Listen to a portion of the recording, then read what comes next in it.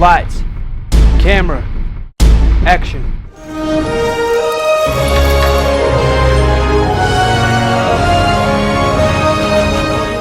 नमस्कार।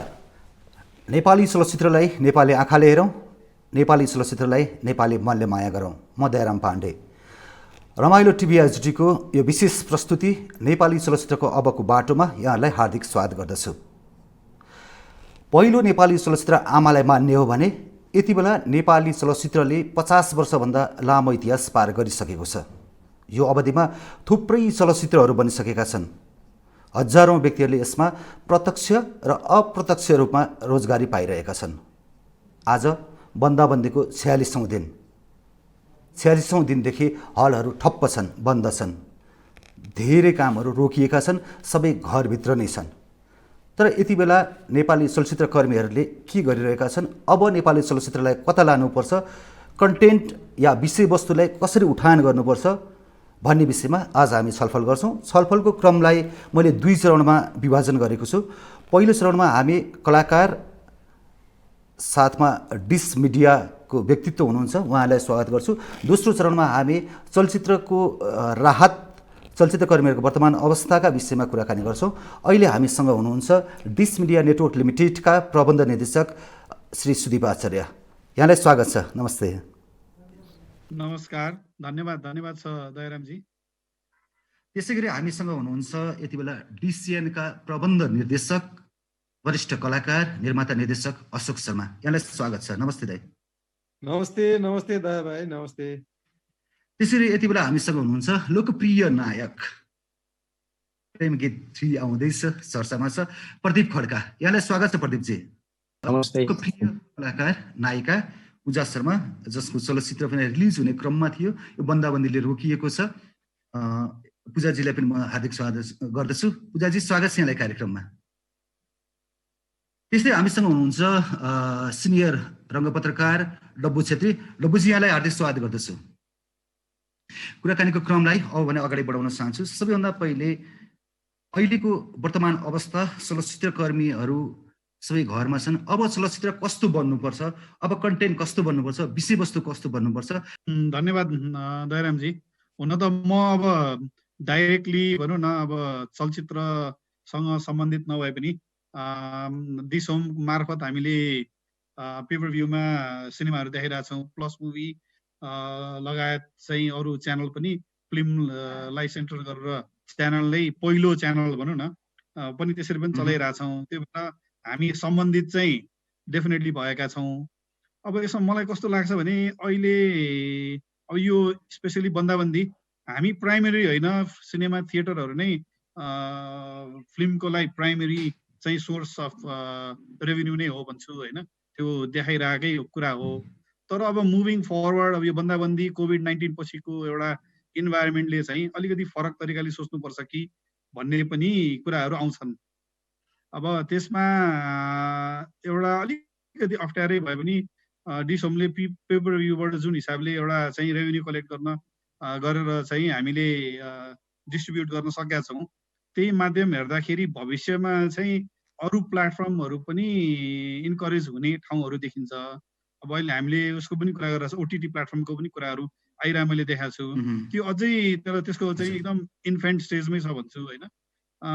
त्यो प्लेटफर्महरूको कुरा एउटा छ भने अर्को कुरा अब फिल्म पनि कस्तो बनाउने, अलिकति कन्टेन्टहरू हेऱ्यो भने होइन, हामीले अब टेलिभिजनबाट नै प्रसारण गर्दाखेरि पनि जस्तो अब आनन्दी जडौरी जस्ता एकदम डब नै गरेर भए पनि तर एकदम सोसियल टाइपको कन्टेन्टहरू चाहिँ ग्राहकहरूले मन पराइरहेको हो कि अथवा चाहिँ अब भनौँ न थिएटरमा गएर ठुलो इन्भेस्टमेन्ट गर्नुभन्दा चाहिँ अलि सानो इन्भेस्टमेन्टमा चाहिँ अलिकति मौलिक नेपाली मौलिक कन्टेन्टलाई चाहिँ प्राथमिकता दियो भने अब चाहिँ सर्ट टर्मलाई चाहिँ त्यसरी जाँदाखेरि कहिले खुल्ने हुन् अथवा मान्छेहरूको चाहिँ कस्तो खालको चाहिँ बिहेभियर हुने हो त्यसलाई पनि मध्यनजर गरेर अलिक कन्जर्भेटिभ तरिकाले गर्ने हो कि भने जस्तो मलाई लाग्छ। मैले छोटकरीमा भन्दाखेरि मैले त्यति नै भने। अच्छा, ओके। अब यहाँसँग हामी जोडिने नै छौँ। विश्वभर अहिले 1,37,000 भन्दा बढी सिनेमा हलहरू बन्द छन्, जसमा नेपालमा 141 हलहरू सञ्चालनमा थिए, ती पनि अहिले बन्द अवस्थामा छन्। अब बन्दबन्दी खुलिसकेपछि कसरी हलहरू खुल्ने अथवा मान्छे दर्शकहरू हलसम्म कसरी पुग्ने अवस्था आउला, त्यो विषयमा डिसिएनका प्रबन्ध निर्देशक हुनुहुन्छ अशोक शर्मा, जसले एउटा हलहरूको नेटवर्किङ पनि हेरिराख्नु भएको छ। यहाँ के भन्नुहुन्छ अशोक शर्माजी? अब कसरी अब अगाडि? एउटा कुरा त म दयाराम भाइको सानो करेक्सन गर्छु। अहिले नेपालमा 191 वटा स्क्रिनहरू सञ्चालनमा छ होइन, 191 स्क्रिन छ। 91, ओके। 41 जस्तो सुने मैले चाहिँ। हजुर हजुर, 91, यस। 191 वटा स्क्रिन चाहिँ अहिले सञ्चालनमा छ। अब एउटा कुरा त के हो भने सिनेमाको कल्चर भनेको चाहिँ थिएटर नै हो होइन। अब त्यसपछिको जुन अहिले अब टेक्नोलोजीहरूले यो अब चाहिँ अनलाइन हेर्ने, अब यो चाहिँ डिटिएचबाट हेर्ने अनि एपहरूबाट हेर्ने भन्ने कुराहरू चाहिँ अहिले पनि हामीले संसारभरिको चाहिँ इन्डस्ट्रीलाई हेर्ने हो भने उनीहरू त्यो प्लेटफर्ममा चाहिँ सेकेन्डरीमा मात्रै गएको देख्छौँ होइन। थिएटरमा रिलिज भइसकेपछि अनि त्यो प्लेटफर्महरूमा जाने, किनभने अडियन्स त अब विभिन्न किसिमको अडियन्सहरू छ। अब कसैलाई थिएटरमा आएर हेर्न रमाइलो लाग्छ, कसैलाई चाहिँ घरमै बसेर टिभीमा हेर्न मनपर्छ, कसैले आफ्नो मोबाइलमै हेर्न रुचाउँछ। अब टाइमको कुरो पनि आउँछ होइन। अब त्यो अनुसारले त्यसरी अहिले इन्डस्ट्री चाहिँ चलिरहेको अवस्था छ। तर सिनेमाको कल्चर भनेको चाहिँ सिनेमा हेर्नु मात्रै होइन, सिनेमाको लागि चाहिँ त्यो सिनेमा भनेको हेर्नु भनेको एउटा आउटिङ पनि हो। जस्तै हामी चाहिँ घरमा फ्यामिली लिएर बाहिर निस्किने, यसो सिनेमा हलमा जाने, पपकर्न खाने, अनि अब त्यहाँ ठुलो स्क्रिनमा फिल्म हेर्ने, त्यहाँको पिक्चरको क्वालिटी, त्यहाँको साउन्डको क्वालिटी, त्यहाँको चाहिँ इन्भाइरोमेन्टले पनि एकदमै ठुलो इम्प्याक्ट पार्छ होइन। त्यसले गर्दाखेरि चाहिँ अब के अरे सिनेमाको कल्चर भनेको चाहिँ थिएटरसँगै रिलेटेड हो। अब यो अरू अप्सनहरू भनेको चाहिँ त्यो चाहिँ अप्सन नै हो, त्यो चाहिँ अप्सन नै हो। त्यसले गर्दाखेरि अब अहिले जस्तै हलिउडमा पनि चाहिँ ठुल्ठुलो स्टुडियोहरूले आफ्नो फिल्मको रिलिजलाई रोकेर वेट गरिरहेछ। उनीहरू अब जुलाईमा चाहिँ रिलिज गर्ने भन्ने प्लानिङमा छ। अब इन्डियामा पनि चाहिँ धेरै एपहरूमा अनलाइनमा फिल्म जाने भन्ने कुराहरू पनि चलिरहेको थियो। फेरि चाहिँ त्यहाँ पनि अलिकति वेट गर्ने कि भन्ने कुराहरू आइरहेछ। यसको इफेक्टिभ एपहरू छैन। एउटा हामीले देखेको चाहिँ हाम्रो एउटा राम्रो रेभिन्यू चाहिँ सेयर गर्ने प्लेटफर्म भनेको डिसोम देखिन्छ होइन। अब यो सिनेमा घर 108 देखिन्छ होइन।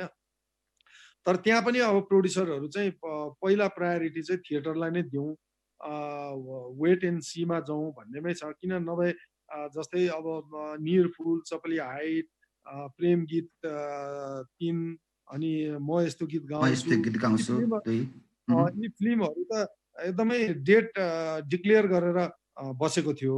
तर अब यो अहिले यो सिचुएसनले गर्दाखेरि उनीहरू त्यसलाई होल्ड गरेर बसेको अवस्था छ कि अब सिचुएसन एकछिनपछि म यहाँसँग फेरि आउनेछु। यति 250 करोड लगानीको सलमान खानको राधे भन्ने चलचित्र पनि अब अक्षय कुमारको लक्ष्मी बम नामक चलचित्र पनि ओटिटी मार्फत नै रिलिज हुने हामीले पढ्न पाएका छौँ, जानकारीमा आएको छ। प्रदीप खड्काजी हुनुहुन्छ लोकप्रिय नायक। प्रदीपजी, जस्तो अहिले सिनेमाहरू जसरी बनिरहेका छन्, यहाँको चलचित्र पनि चल्ने, नयाँ वर्षमा लाग्ने भने हामी सुनेका थियौँ। त्यत्रो हल्ला खल्ला हात्ती ढुङ्गामा भन्ने गीत पनि आएको थियो। एउटा कलाकारलाई कस्तो प्रभाव पर्दो रहेछ र अहिले 3 करोड 2 करोड 2.5 करोडमा बनिराखेको थियो जस्तो यहाँहरूलाई स्टारहरू लिएको सिनेमाहरू अब अलिकति कम बजेटमा सिनेमा बन्नुपर्छ कि बजारको माग त्यो हो कि भन्ने लाग्छ, के भन्नुहुन्छ यहाँ? फर्स्ट अफ अल त जुन यो कोरोनाले गर्दाखेरि सम्पूर्ण देशको अर्थतन्त्र नै अवस्था नै अब नाजुक सिचुएसनमा पुगेको बेलामा फिल्ममा इन्भेस्टमेन्ट कम हुनु र हामीले पनि सोच्नुपर्ने त जायज कुरा नै हो होइन। अब इन्भेस्टमेन्ट कति गर्ने भन्ने कुरा, त्योभन्दा पनि अझै इम्पोर्टेन्ट के भने फिल्म आफैमा कतिको बेसिक निड्समा पऱ्यो कि परेन त। मान्छेले अब अहिले आफ्नो बेसिक सर्भाइभलको लागि चाहिने चिजमै समस्या भइरहेको बेलामा इन्टरटेनमेन्ट भनेको कतिको रिक्वायर्ड चिज हो त भन्ने पनि क्वेसन आउँछ होइन। हामी इन्टरटेनमेन्ट फिल्डबाट रिप्रेजेन्ट गर्ने मान्छे भइसके पछाडि, तर यो बन्द आज यो जुन 45-46 दिन कति भइसक्यो बन्द भएको, यो क्रममा चाहिँ मैले हेर्दाखेरि मान्छेलाई हो घाँस कपास चाहिँ एकदम अपरिहार्य बेसिक निड्स हो भन्ने त सबैलाई थाहा छ, तर इन्टरटेनमेन्ट पनि उत्तिकै जरुरी रहेछ आफ्नो मेन्टल हेल्थको लागि, आफूलाई चाहिँ मोरली अप गर्नको लागि भन्ने पनि मलाई लाग्यो होइन। मलाई पहिला के लाग्थ्यो भने इन्टरटेनमेन्ट भने चाहिँ लास्ट अप्सन हो, मान्छेले चाहिँ जब सबै चिज पुगिसक्छ त्यस पछाडिबाट इन्टरटेनमेन्टमा जान्छ होला भन्ने जस्तो लाग्थ्यो। तर अहिलेको सिचुएसनमा हेर्दाखेरि सबैजना चाहिँ आफूलाई यो परिस्थितिबाट माथि उठाउन, यो परिस्थितिबाट आफूलाई चाहिँ फ्रेस राख्नको लागि चाहिँ इन्टरटेनमेन्ट नै एउटा अप्सन र सबैभन्दा इम्पोर्टेन्ट चिज भनेको चाहिँ इन्टरटेनमेन्टमा पनि फिल्म, किनभने फिल्मभित्र तपाईँको म्युजिक, स्टोरी होइन, पर्फर्मेन्स सबै चिज आउने भयो नि त। सबै कलाको फर्म त सङ्गम त फिल्म नै हो। त्यही भएर फिल्म चाहिँ एकदमै इम्पोर्टेन्टै रहेछ हाम्रो डे टु डे लाइफको लागि भन्ने भयो। जस्ट एउटा समस्या के छ भने हलमा आउन नसक्ने वातावरण मात्रै भएको हो होइन। हलमा आउन, त्यो ग्यादर हुन, मासमा जम्मा हुन मात्रै अप्ठ्यारो भएको हो। तर यी लगानी नै घटाएर हाम्रो फिल्मको क्वालिटी स्तर नै घटाउनेपट्टि जाने भन्दा पनि अब हामीले यसको अप्सन, अघि अशोक सरले भन्नुभएको जस्तो जे अप्सन अभाइलेबल छ फिल्मको लागि त हल नै हो मेन इम्पोर्टेन्ट त।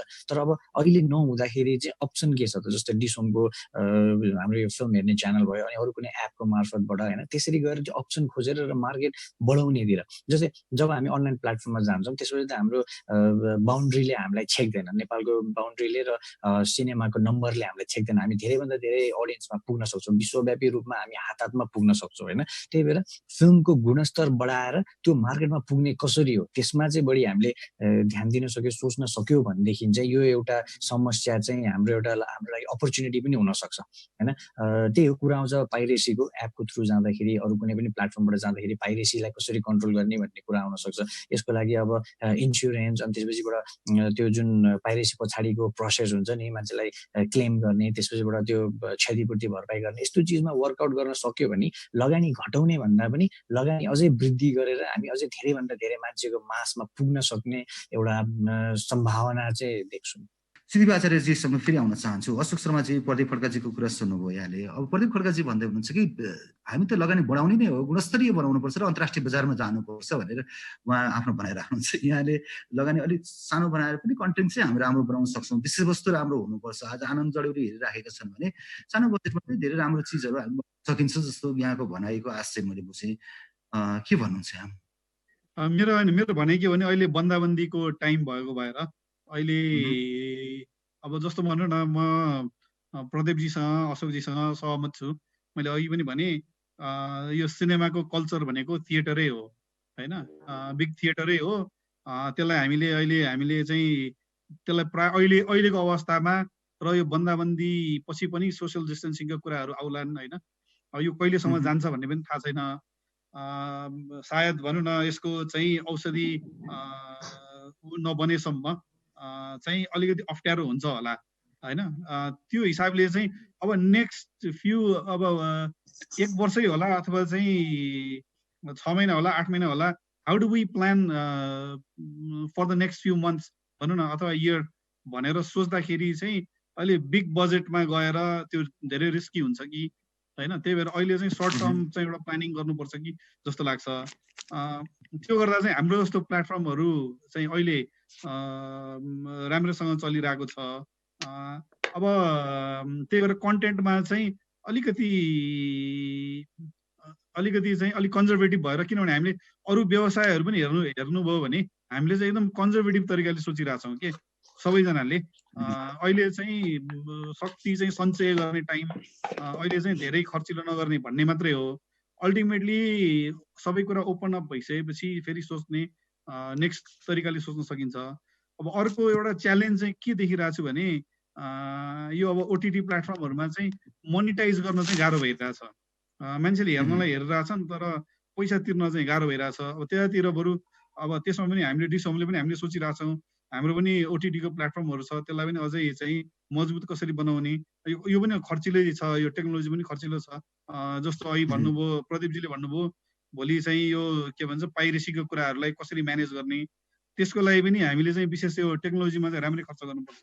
अब इन्टरनेसनल लेभलको अब कन्टेन्टहरू अलिकति धेरै बन्यो भने चाहिँ जस्तो भनौँ न अब नेटफ्लिक्सहरू चलिरहेछ, त्यो लेभलको कन्टेन्टहरू चाहिँ अलिकति एग्रिगेट गर्न सक्यो, धेरै बन्यो भने चाहिँ अर्को सब्सक्रिप्सन मोडलमा पनि जान सकिन्छ होला।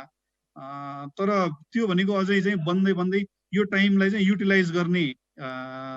युटिलाइज गरेर प्रडक्टहरू बनाउने, कन्टेन्टहरू डेभलप गर्यो भने भविष्यमा चाहिँ यसको पनि बाटो खुल्छ भन्नेमा चाहिँ म विश्वस्त छु। तर अहिलेलाई चाहिँ अलिकति सर्ट टर्म प्लानिङ गर्ने हो कि भन्ने मात्रै हो मेरो कुरा। ओके, पूजाजी यति बेला यहाँको राम्रोसँग सुनिएको छ, पक्कै पनि लाग्छ। पूजाजी यहाँले कुरा सुनिरहनु भएको छ होला सायद, सबैजना परिचित मैले सबै सुने। सुन्नु भएको छ। मेरो अहिलेको क्वेसन पनि यहाँले सुन्नु भएको थियो होला। हामी यो कुराकानीकै क्रममा छौँ। यहाँ के भन्नुहुन्छ, अब कसरी नेपाली चलचित्र उद्योग अगाडि बढ्नुपर्छ? एउटा लोकप्रिय कलाकारको नाताले, चर्चित कलाकारको नाताले यत्रो फलोवर्स पछाडि अन्त मैले अब अघि भनिरहेको थिएँ तर सुन्नु भएन। मैले खास मलाई हामीले चाहिँ कतिपय चिज भने धैर्यता चिज पनि हुनुपर्छ जस्तो लाग्छ होइन। अहिले नै हामी आदेशमा आएर के गर्ने, कहाँ लाग्ने भन्ने कुरामा सोच्नुभन्दा पनि मेन कुरा हेल्थ सबैजनाको राम्रो भएपछि अभियसली, किनभने एउटा हामीलाई हामी कलाकारको लागि चाहिँ एउटा फिल्म हाम्रो रिलिज हुनु भनेको हाम्रो लागि चाहिँ एउटा चाडपर्व जस्तो हो क्या। हुन्छ नि, हलमा गएर ताली सिटीको लागि हामी मेहनत गरेर हुन्छ क्या दाइ होइन। त्यो त्यतिको लागि हामी यति गरेर चाहिँ अब सल्युसनतिर जानुभन्दा हाम्रो लागि चाहिँ फर्स्ट नै अब दाइले अघि पनि भनिसक्नु भएको थियो होइन, हलमा गएर सबैजना एउटा फ्यामिली हुन्छ नि, सबैजना एउटा छुट्टी मनाउने अनि हामीलाई गएर हेर्ने त्यो इन्भाइरोमेन्ट त हामीले घरमा बसेर त त्यस्तो पाउँदैन नि त। अनि त्यही भएर हामीले चाहिँ अहिले यो सल्युसनतिर लाग्नु हुँदैन। सकेसम्म चाहिँ यो मेन कुरा यो अहिले त्यही सिचुएसन चलिरहेको छ, त्यसलाई राम्रोसँग कसरी हुन्छ, आफू हुन्छ नि घरमै बसेर हुन्छ या के गरेर हुन्छ। तर थाहा छ लस छ मेरो पनि अब त्यत्रो अब हुन्छ नि। अब ल डिसहोमकै कुरा गर्दाखेरि डिसहोममा के हुन्छ भने हामीले कति लगानी गरेको छ त्यो उठाउन अझै पनि त्यो टाइम आइपुगेको छैन कि हाम्रो लगानी उठ्न पनि गाह्रो छ होइन। अनि बाहिर विदेशको मार्केट पनि हामीसँग त्यति धेरै छैन पनि। अनि त्यही भएर चाहिँ म चाहिँ अहिले केही पनि सोचेको छैन दाइ, किनभने अभियसली सबैजनाको फिल्म अब त्यहाँमाथि प्रेम गीत 3 को पनि भयो, मेरो अब जुन चाहिँ हाम्रो आइरहेको थियो होइन, हामीले चाहिँ अहिले धैर्यतै राख्नुपर्छ र फिल्म हलमै लाग्नुपर्छ र हलमै एकदमै रमाइलोसँग नै हुन्छ नि जानुपर्छ जस्तो लाग्छ मलाई। हजुर पूजाजी, हाम्रो उद्देश्य भनेको हलमा सिनेमा नलगाउने, सिधै डिसोमा मात्रै लगाउने भन्ने होइन। अहिले धेरै विकल्प हो र हलमा सिनेमा चल्नुपर्छ, सिनेमा हेर्ने संस्कार बस्नुपर्छ भन्ने हो र थुप्रै धेरै प्लेटफर्महरू छन्। अनि यति बेला डब्बुजी पनि आउनुहुन्छ, उहाँको केही कुरा सुनौँ। डब्बुजी, यहाँले सबैको कुरा सुन्नु भएको छ। पूजाजी भर्खरै भन्नुहुन्थ्यो सिनेमा हामी हेर्ने कल्चर पहिला डेभलप गर्नुपर्छ, त्यो म भन्छु। सिनेमा नचलाउने भनेको होइन, पूजाजीको अहिलेको भनाइलाई फेरि पनि स्पष्ट होइन कि हामीले थुप्रै प्लेटफर्महरू छन् पूजाजी होइन, त्यसमा एउटा राहत हुने। जस्तो यहाँको पोइपर काले भन्ने सिनेमा पनि चलेको, राम्रै बिजनेस गरेको थियो। अशोक शर्माको जय भोले, रातो ठिका निधारमाले पनि राम्रो बिजनेस गरेको हो। र रमाइलो नाइटमा मैले पनि भनेको थिएँ 1 करोडसम्मको बिजनेस चाहिँ अब सिनेमाले गर्न सक्छ है भन्ने चाहिँ हो। जहाँ जहाँ दूरदराजमा नेपाली सिनेमा हेर्ने दर्शकहरूलाई थिएटर छैनन् त्यहाँसम्म चाहिँ पुर्याउने काम डिसम सिनेमाघरले गरेको छ। त्यो फरक बाटो हो। एकचोटि अशोक शर्माज्यूसँग आएँ। अब कन्टेन्ट चाहिँ कस्तो बन्नुपर्छ भन्नुहुन्छ, यहाँ विषयवस्तु कस्तो बन्नुपर्छ? होइन, अब एउटा कुरा चाहिँ के छ भने हामीले अब अहिले यो चाहिँ कोरोनाको कारणले जुन समस्याहरू आएको छ त्यो समयको लागि चाहिँ हामीले एकदमै लो बजेटमा गएर एउटा अलिकति जुन हामीले कमर्सियल्ली थिएटरमा रिलिज गर्ने फिल्महरूमा त हामीले बजेट घटाउने भन्ने त त्यो कल्पनै नगरे पनि हुन्छ, किनभने त्यो घटाउने बित्तिकै चलचित्रको क्वालिटी सकिन्छ। त्यो क्वालिटी सकिने बित्तिकै फेरि हामीले अहिले यो जुन जति दर्शक कमाएको छौँ त्यो गुमाउन थाल्छौँ होइन। त्यसकारणले हामीले एउटा कुरा चाहिँ के हो भने जस्तै यो चाहिँ फिल्मको क्वालिटीमा चाहिँ हामीले कम्प्रोमाइज गर्नै हुँदैन। त्यो गर्नु हाम्रो लागि फेरि घातक हुन्छ होइन। त्यसकारणले त्यो कम्प्रोमाइज नगर्ने बित्तिकै बजेट कम हुने प्रश्नै आउँदैन। तर सुदीपजीले भनेको एउटा कुरा चाहिँ मलाई के लागेको छ भने अब यो कोरोनाको चाहिँ जुन अहिले महामारी छ, अब यो भ्याक्सिन ननिक्लिन्जेलसम्म, औषधि ननिस्किन्जेलसम्म मान्छेहरूमा एउटा त्रास रहिरहन्छ र भिडभाड जस्तो ठाउँमा आउनलाई चाहिँ मानिसहरू अलिकति आनाकानी गर्छ भन्ने कुरोलाई मध्यनजर राखेर चाहिँ हामीले अलिकति यो अहिले हाम्रो बनिसकेको फिल्महरू जुन थिएटरमा जाने फिल्महरू छ त्यो फिल्महरूको मैले कुरा गरिरहेको छैन। जस्तै प्रेम गीत, म यस्तो गीत गाउँछु होइन, चप्ली हाइट, निरफुल जुन चाहिँ रेडी छ, त्यसपछि अब ए मेरो हजुर 4 अब कतिवटा फिल्म फ्लोरमा छ होइन। यो फिल्महरूको मैले कुरा गरिरहेको छु नि, यो फिल्महरू त थिएटरमै रिलिज हुनुपर्छ, किनभने थिएटरमा चलचित्र हेर्ने एउटा जुन एउटा माहौल हुन्छ अनि कलाकार प्राविधिकहरूलाई पनि आफ्नो कामको मूल्याङ्कन गर्ने एउटा जुन माहौल हुन्छ त्यो यो डिजिटल प्लेटफर्ममा हुँदैन त्यो चिज। सरी। अनि त्यसले गर्दाखेरि सुदीपजीले भनेको एउटा कुरा चाहिँ के छ, ठिक छ भने यो समय 1-1.5 वर्ष पनि जान सक्ला। त्यो समयमा चाहिँ हामीले लो बजेटमा यो डिटिएचमा अथवा एपहरूमा रिलिज गर्ने किसिमको फिल्महरू बनाउने हो कि भन्ने कुरा चाहिँ त्यो सही हो। त्यो त्यसको निम्ति चाहिँ हामीले एकदमै कमर्सियल हिसाबले एकदमै धेरै खर्च गरेर धेरै ठुलो क्यानभसमा नबनाए पनि हुन्छ। एउटा अलिकति रियलिस्टिक फिल्महरूलाई एकदमै लो बजेटमा बनाउन सक्ने पनि त्यो चाहिँ हाम्रो चलचित्र कर्मीहरूले अप्सनको रूपमा अहिले यो समय ठिक नहुन्जेलसम्मको निम्ति त्यस्तो चलचित्रहरू बनाएर एउटा प्लेटफर्ममा रिलिज गर्न सक्ने सम्मको कुरो चाहिँ सुदीपजीको ठिक छ। तर अब मेरो मूल भनाइ चाहिँ के छ भने यो कोरोना भन्ने कुरो जुन महामारी अहिले आएको छ, अब हामीले यो कोरोनासँग हामी फेमिलियर हुनु एकदम जरुरी छ। हामीले अब यसरी सबैभरि देशलाई लकडाउन गरेर बसेर अनि चाहिँ यो कोरोनाको औषधि नआउन्जेलसम्म देश यसरी नै चल्छ भन्यौँ भने त हामी फेरि कोही पनि रहँदैनौँ होला जस्तो मलाई लाग्छ। त्यसकारणले धेरै देशहरूले यो प्र्याक्टिस स्टार्ट पनि गरिसकेका छ। हामी प्रिकर्सन लिने, जस्तै हाम्रै देशको कुरा गर्ने हो भने हाम्रो देशमा एकदमै चाहिँ सङ्क्रमणको चाहिँ रेसियो एकदमै न्यून छ होइन। न त अब त्यो टेस्टहरू चाहिँ पर्याप्त मात्रामा नभएर हामीलाई थाहा नभएको पनि हुनसक्छ, त्यो अर्को पाटो छ होइन। तर अब जस्तै अरू अहिले युरोपको अब इटलीकै सबभन्दा बढी सङ्क्रमण भएको देश इटली हो। इटली पनि अब अहिले खुल्न थालिसक्यो।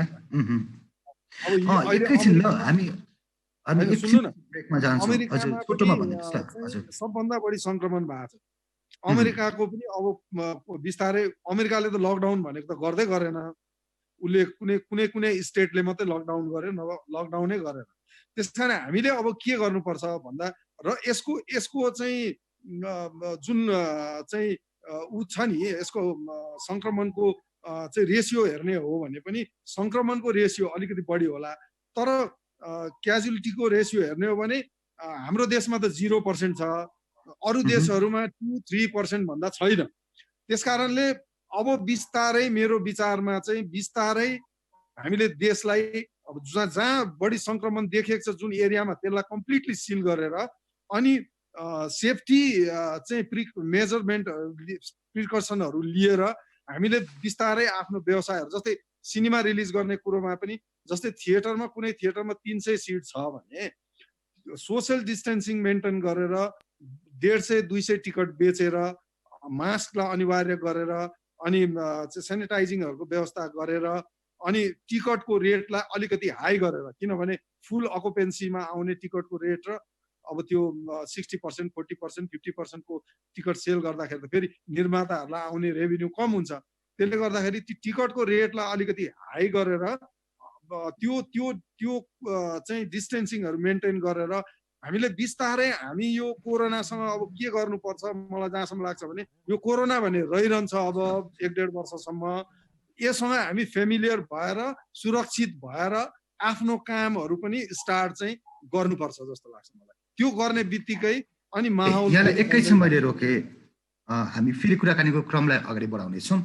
हामीसँग यति बेला डिस मिडिया नेटवर्क लिमिटेडका प्रबन्ध निर्देशक सुदीप आचार्य, डिसिएन डिजिटल सिनेमा नेपालका प्रबन्ध निर्देशक अशोक शर्मा, लोकप्रिय कलाकार प्रदीप खड्का, पूजा शर्मा र रङ्गपत्रकार डब्बु छेत्री हुनुहुन्छ। हामी कुराकानीको क्रम फेरि जोड्नेछौँ। यति बेला पालो भएको छ ब्रेकको।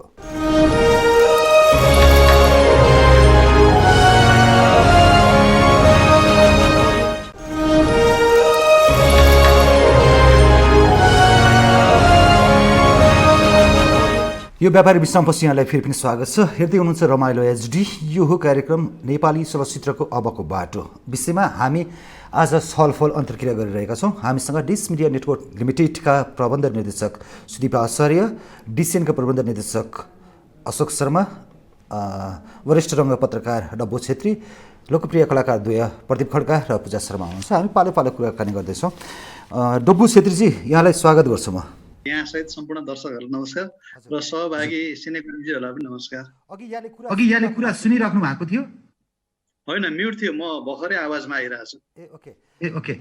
आज हामी खास अब चाहिँ नेपाली चलचित्रको कस्तो रूपमा अगाडि बढ्नुपर्छ नेपाली चलचित्र भन्ने विषयमै नै छलफल गरिरहेका छौँ। यसको विषयवस्तु कस्तो उठान गर्दा राम्रो हुन्छ, बजेट कतिसम्म जाँदा राम्रो हुन्छ र यहाँ यत्रो 3 दशकदेखि निरन्तर पत्रकारिता गर्दै आउनु भएको छ, समीक्षक हुनुहुन्छ। यो नाताले के भन्नुहुन्छ, अब कस्ता सिनेमा बन्नुपर्छ, बजेट कतिसम्म जाँदा राम्रो हुन्छ? या आफैले पनि चलचित्र निर्देशन गरिसकेको मान्छे के भन्नुहुन्छ तपाईँ?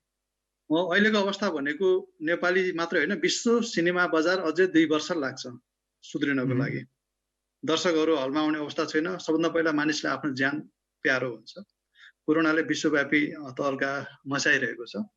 यस्तो अवस्थामा हलिउडले, त्यहाँको गभर्मेन्टले हलिउडलाई अहिले चाहिँ सहयोग गरिरहेको छ, ठुलो लगानी सहयोग गर्दैछ अब बनाउने सिनेमाहरूको लागि, र जसका लगानी डुबेका छन्, जसका सिनेमाहरू अड्किरहेछन् त्यसलाई पनि केही बजेटिङ गरिरहेछ। बलिउडमा पनि यो अभ्यासको लागि मागहरू भइरहेछ। संसारका सिनेमाहरू अहिले धराशायी अवस्थामा छन्। यस्तो अवस्थामा हाम्रो कर्तव्य भनेको अहिले सिनेमा उद्योग बचाउनु हो। त्यस्तो अवस्थामा सबभन्दा पहिला त दर्शकलाई सुरक्षित रूपमा सिनेमा हलसम्म ल्याउनु, उनीहरूलाई अहिलेको अवस्थामा सोही प्रकारका सिनेमाहरू दिनु हाम्रो कर्तव्य हो। त्यसले गर्दाखेरि पहिलाको जस्तो एकदम हाई बजेटका सिनेमा, कमर्सियल सिनेमा बनाउनु अहिलेको लागि किन उपयुक्त हुन भनेदेखि, एक त सिनेमा हलमा अबका केही वर्ष, केही समयसम्म सुरक्षित भएर सिनेमा हेर्नुपर्ने हुन्छ। अहिलेका सिटहरूको भन्दा आधी दर्शकहरू के अरे सामाजिक दूरी कायम गरेर सिनेमा हेर्नुपर्ने अवस्था आउँछ। त्यस्तो अवस्थामा महँगो बजेटले धान्न गाह्रो छ। अहिलेको अवस्थामा महँगो बजेट धान्न गाह्रो भएको हिसाबले चाहिँ सकेसम्म थोरै बजेटका र अहिलेको समसामयिक विषयमाथि सिनेमा बनाउन आवश्यक छ। दयारामजी। हजुर, श्री आचार्यजी हुनुहुन्छ हामीसँग। डब्बुजी, उहाँका पनि केही कुरा सुनौँ। जस्तो अहिले उहाँले भनेको यहाँले सुन्नु भएन छ, उहाँ पनि अलिकति बजेट कम गरेर पनि राम्रो कन्टेन्ट हामी दिन सक्छौँ भनेर भन्दै। यहाँको आवाज मैले सुनिरहेको छैन। हजुर, अहिले सुन्नु भएको छ? भन्नु न, एकदम सानो आइरहेको छ। हामीसँग सुदीप आचार्यजी पनि हुनुहुन्छ, प्रदीप खड्का र पूजा शर्मा पनि हुनुहुन्छ है। यहाँलाई नमस्कार छ। हजुर, म सुदीप आचार्यजीलाई सुन्न चाहे। जस्तो डब्बुजीको कुरा यहाँले सुन्नुभयो, बजेट कम गर्ने भन्ने विषयमा डब्बुजी पनि भन्दै हुनुहुन्छ, तर अरू कलाकार र अशोक शर्माजी चाहिँ बजेट कम गरेर चलचित्र बनाउँदा चाहिँ क्वालिटी खस्किन्छ भन्ने कुरा गर्नुभएको। कम बजेट गरेर कस्ता कन्टेन्ट बनाउँदा चाहिँ दर्शकले हेर्न सक्नुहुन्छ, चाहनुहुन्छ भन्ने यहाँले आफै एउटा टेलिभिजन यत्रो प्रदायक हुनुहुन्छ, सञ्चालक हुनुहुन्छ, के भन्नुहुन्छ सुदीप आचार्यज्यू? फेरि पनि धन्यवाद छ। मैले अघि पनि भने होइन, अब हामी सानो पर्दा भन्नुहोस् अथवा चाहिँ अझै भोलि ओटिटी प्लेटफर्मका कुराहरू गर्दाखेरि हामीले चाहिँ थिएटरलाई डिस्प्लेस गर्ने अथवा चाहिँ त्यो स्केलमा जाने भन्ने कुरा चाहिँ हुँदैन। अघि अशोक शर्माले पनि भन्नुभयो, मान्छेले चाहिँ थिएटर जुन सिनेमा कल्चर छ त्यो कल्चर नै चाहिँ चेन्ज हुने, त्यो भन्दा पनि अहिलेको इमिडिएट हामीले चाहिँ कसरी म्यानेज गर्ने, अहिले डब्बुजीले पनि भन्नुभयो होइन। अब यो अर्को 1 वर्ष, 1.5 वर्ष, 2 वर्ष, आई डोन्ट नो, यो भ्याक्सिनेसन नबन्दासम्म मान्छेको एउटा स्वभाव व्यवहारले पनि सकेसम्म भिडभाडमा नजाउँ भन्ने हुन्छ होला। र त्यो हिसाबले चाहिँ थिएटरमा चाहिँ थिएटरको बिजनेस ब्याक आउनलाई केही समय लाग्छ कि भन्ने चाहिँ अनुमान हो। त्यो अनुमान अनुसार चाहिँ अब अहिले कसरी ह्यान्डल गर्ने त भन्दाखेरि अब कन्टेन्ट डेभलपमेन्टमा हामीहरू चाहिँ नेपाली कन्टेन्टहरू अलिक अझै मैले कस्तो भन्न खोजेको भने जस्तै अब राम्रो कन्टेन्ट बन्यो भने नेपालीले हेर्छन् भन्ने कुरा त धेरै कुराले प्रमाणित गरिसकेको अवस्था छ होइन। इभन अब टेलिभिजनमै भन्नुहुन्छ भने पनि आइडल भोइसहरू चाहिँ आएर नेपालमा राम्रोसँग चले। त्यस्तै कन्टेन्टहरू पनि बिग बजेटै हुनुपर्छ भन्ने छैन। तपाईँले युरोपियन फिल्महरू भने भन्दा पनि एकदम सोसल इस्युजहरूलाई टार्गेट गरेर एकदम त्यहीँको मौलिक उसमा चाहिँ बसेर लो बजेटमा राम्रो फिल्महरू बनेका छन्। अहिलेको टाइम चाहिँ त्यो लो बजेटमा अलिकति सोसल इस्युजहरूलाई अथवा चाहिँ एकदम सामान्य इस्युजहरूलाई चाहिँ खोतलेर त्यस्तो खालको कन्टेन्टहरू बनायो भने अहिले एउटा त व्यावसायिक हिसाबले पनि रिस्क चाहिँ एकदम मिनिमाइज हुन्छ। अनि अर्को चाहिँ यसले नेपाली सिनेमालाई एउटा डाइभर्ट गर्ने एउटा चाहिँ राम्रो अपर्च्युनिटी पनि हो जस्तो मलाई लाग्छ। त्यही भएर त्यतातिर इन्भेस्ट गरौँ र सानो पर्दा अथवा चाहिँ अब डिस होम जस्तै उसमा प्लेटफर्ममा भोलि ओटिटीको प्लेटफर्ममा पनि अहिले चाहिँ त्यसलाई टार्गेट गरेर गऱ्यो भने बढी उपयुक्त हुन्छ कि भन्ने मेरो चाहिँ राय सुझाव हो। डबुजी जस्तो यहाँले पनि जस्तो सानो बजेटमा अब सानो सिनेमाहरू बनाउनुपर्छ, तत्कालै ठुला बजेटका सिनेमाहरू बनाउनु सक्ने अवस्था छैन, यानि कि बनाए पनि त्यो हलमा गएर त्यसको रेभेन्यू कभर गर्न सक्ने अवस्था देखिँदैन। हाम्रा कलाकारहरू पूजाजी प्रदीपजी पनि यहाँ लाइनमै हुनुहुन्छ, सायद अहिले फेरि जोडिनुहुन्छ होला। हाम्रा कलाकारहरू 50 लाख रुपियाँ लिने पारिश्रमिक भनेर हामी सुन्छौँ। यति प्रड्युसरहरू लगानी गर्न सक्छन् त, अथवा कलाकारले आफ्नो पारिश्रमिक घटाउला नि त लगानी घटाउँदैमा प्रड्युसरले, के लाग्छ यहाँलाई? दया सर, वास्तवमा साथीहरू लाइनमै हुनुहुन्छ, उहाँहरू प्रत्यक्ष हुनुहुन्छ, खुसी लागिरहेछ। भर्खरै हलिउडमा 3-4 दिन अगाडि हलिउडका स्टुडियोहरूले एउटा प्रस्ताव राख्यो त्यहाँका महँगा कलाकारहरूलाई। अहिलेको अवस्थामा एकदमै सिनेमाको बजेट महँगो भइरहेछ, सिनेमा गर्न सक्ने अवस्था छैन, बजार 2 देखि 3 वर्षको लागि डाउन भइरहेछ, अवस्थामा हामीलाई केही सहयोग गरौँ भनेर त्यहाँ प्रस्ताव राखिएको छ। बलिउडमा त ब्रह्मास्त्र भन्ने सिनेमाको लागि राखिएको प्रस्ताव, करण जौहरले राखेको प्रस्ताव 2 जना नायक नायिकाले स्वीकारेर बजेट पनि घटाइसके। र अर्को समस्या के छ भनेदेखि अहिलेको अवस्थामा सिनेमा सुटिङ गर्दाखेरि दूरी कायम गर्नुपर्छ। हामीले अरू नर्मल समयमा 1.5 महिना लाग्ने सिनेमाको सुटिङ अहिले 2 देखि 2.5 महिना लाग्छ। धेरै चिजहरू सुरक्षित हुनुपर्ने अवस्था छ। कतिपय दृश्यहरू हामीले सुटिङ गर्न नसकेर ती दृश्यहरू एनिमेसनबाट राख्नु पर्यो। त्यस कारणले गर्दाखेरि सिनेमाको बजेट अब झन् महँगो हुने, समय सुटिङको लागि बढी लाग्ने, असुरक्षित गर्ने समस्या देखिएको छ। त्यसले गर्दाखेरि यो अवस्थामा सिनेमा उद्योग जोगाउनको लागि कलाकार साथीहरू पनि अलिकति बजेटिङ कम गरेर सानो बजेटमा र एकदम समसामयिक विषयवस्तुमा, जस्तै सुदुजीले भने जस्तै युरोपियन जुन सिनेमाका स्टाइलहरू आए, न्यू वेभ सिनेमाहरू, नव यथार्थवादी सिनेमाहरू, त्यो प्रकारका सिनेमाहरू गरेर अहिलेका समसामयिक विषयमा सिनेमा गर्न सक्यो भनेदेखि चाहिँ अहिले बजार जोगाउन सकिन्छ। कम बजेटमा हामीले दर्शकलाई दिउँ भनेदेखि सिनेमा हलको अहिलेको अवस्था जसरी चाहिँ अब चाहिँ 40% मात्रै दर्शक हलमा आउन सकिन्छ, त्यो हिसाबले पनि सुरक्षित हुने अवस्था छ। यी चिजहरू गर्न सक्यो भने चाहिँ अब हामी जोगिन सक्छौँ, हामीले बजार जोगाउन सक्छौँ अहिलेको अवस्थामा। त्यस्तो विषयवस्तु के हो त कम लगानीको विषयवस्तु, त्यो पनि बताइदिनुहोस् न। विषयवस्तु समसामयिक, जस्तै अहिले हामीलाई परेको कोरोनाको समस्या, यसका मानसिक तनावहरू अथवा हामी लकडाउनमा रहेका अवस्थाका हाम्रो समस्याहरू, हामीले जीवनमा कहिले नभएका समस्या, यसमाथि थुप्रै सिनेमाहरू बन्छन्। जसरी अहिले कतिपय साथीहरूले घरमै बसेर भिडियो सिनेमाहरू बनाइरहनु भएको छ। भोलि फिल्डमा गएर यस्ता चिजहरू चाहिँ जो भोकाइहरू हाम्रो अहिलेका समस्याहरू छन्, अहिलेका यति धेरै विकराल अवस्था आयो, संसार नै अहिले एकदम डाउन टु अर्थ एकदम समस्यामा छ। यस्तो अवस्थामा यति धेरै विषयवस्तुहरू हामी समाजमा छन्, पढाइ चौपट भएको छ, कल कारखाना व्यवसाय चौपट भएको छ, कयौँका घरबार चौपट भएका छन्, लाखौँ मजदुरहरू जागिरविहीन भएका छन्। एउटा परिवारको जागिरविहीन हुँदा अवस्थामा कति समस्या पर्छ, त लाखौँ मान्छेहरू बेरोजगार भइरहेका छन्। यति धेरै विषयवस्तु अहिले जन्माएको छ यो तपाईँ कोरोनाले गर्दाखेरि विश्व बजारमा। अब हिजो मात्रै न्युज आएको थियो, कम्तीमा पनि 25 देखि 30 हजार नेपालीहरूलाई विदेशबाट रेस्क्यु गर्नुपर्ने अवस्था आइरहेछ। तिनीहरू अवस्था आउँदा अब रेमिट्यान्स सकिँदाखेरि उनीहरू नेपाल फर्केर फेरि यहाँ आएर काम गर्नु पर्दाखेरि अवस्था के छ? कयौँले चाहिँ तपाईँको सबको ऋण लिएर विदेश गएर चाहिँ काम गरेर जो मान्छे चाहिँ लामो समय काम गर्न नपाए घर फर्किनुपर्ने अवस्थामा छ। उनीहरूले कसरी ऋण तिर्छन्, अब उनीहरू कसरी बालबच्चा पाल्छन्।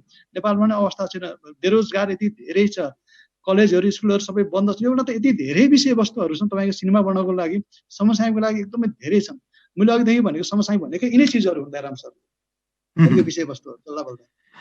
सुदीपजी, यहाँले डपुजीको कुरा र यहाँको कुराहरू धेरै मिल खाए जस्तो लाग्यो। जस्तो यहाँले यत्रो टेलिभिजन च्यानलहरू सञ्चालनमा ल्याउनु भएको छ, मान्छेले चाहिँ दर्शकहरूले धेरै कस्तो किसिमको कार्यक्रम पाइएको छ अथवा अलिकति समसामयिक विषयवस्तुमै आधारित ड्रामाहरू, फ्यामिली ड्रामाहरू यस्तो चलिराखेको छ, यहाँको बेला बेलामा सर्वेक्षण गर्नुहुन्छ होला, के देखाएको छ त्यो पनि प्रश्न पारिदिनुहोस् न।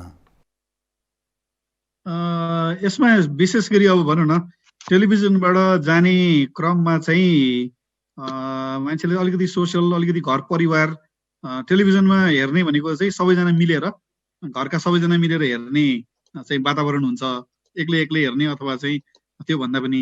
त्यो भएर अलिकति फ्यामिली ओरिएन्टेड खालको फिल्महरू चाहिँ परिवारले हेर्न मिल्ने खालको सिनेमाहरू चाहिँ अहिले बनाउँदाखेरि केही समयलाई त्यतातिर फोकस गर्दाखेरि राम्रो हुन्छ कि जस्तो लाग्छ।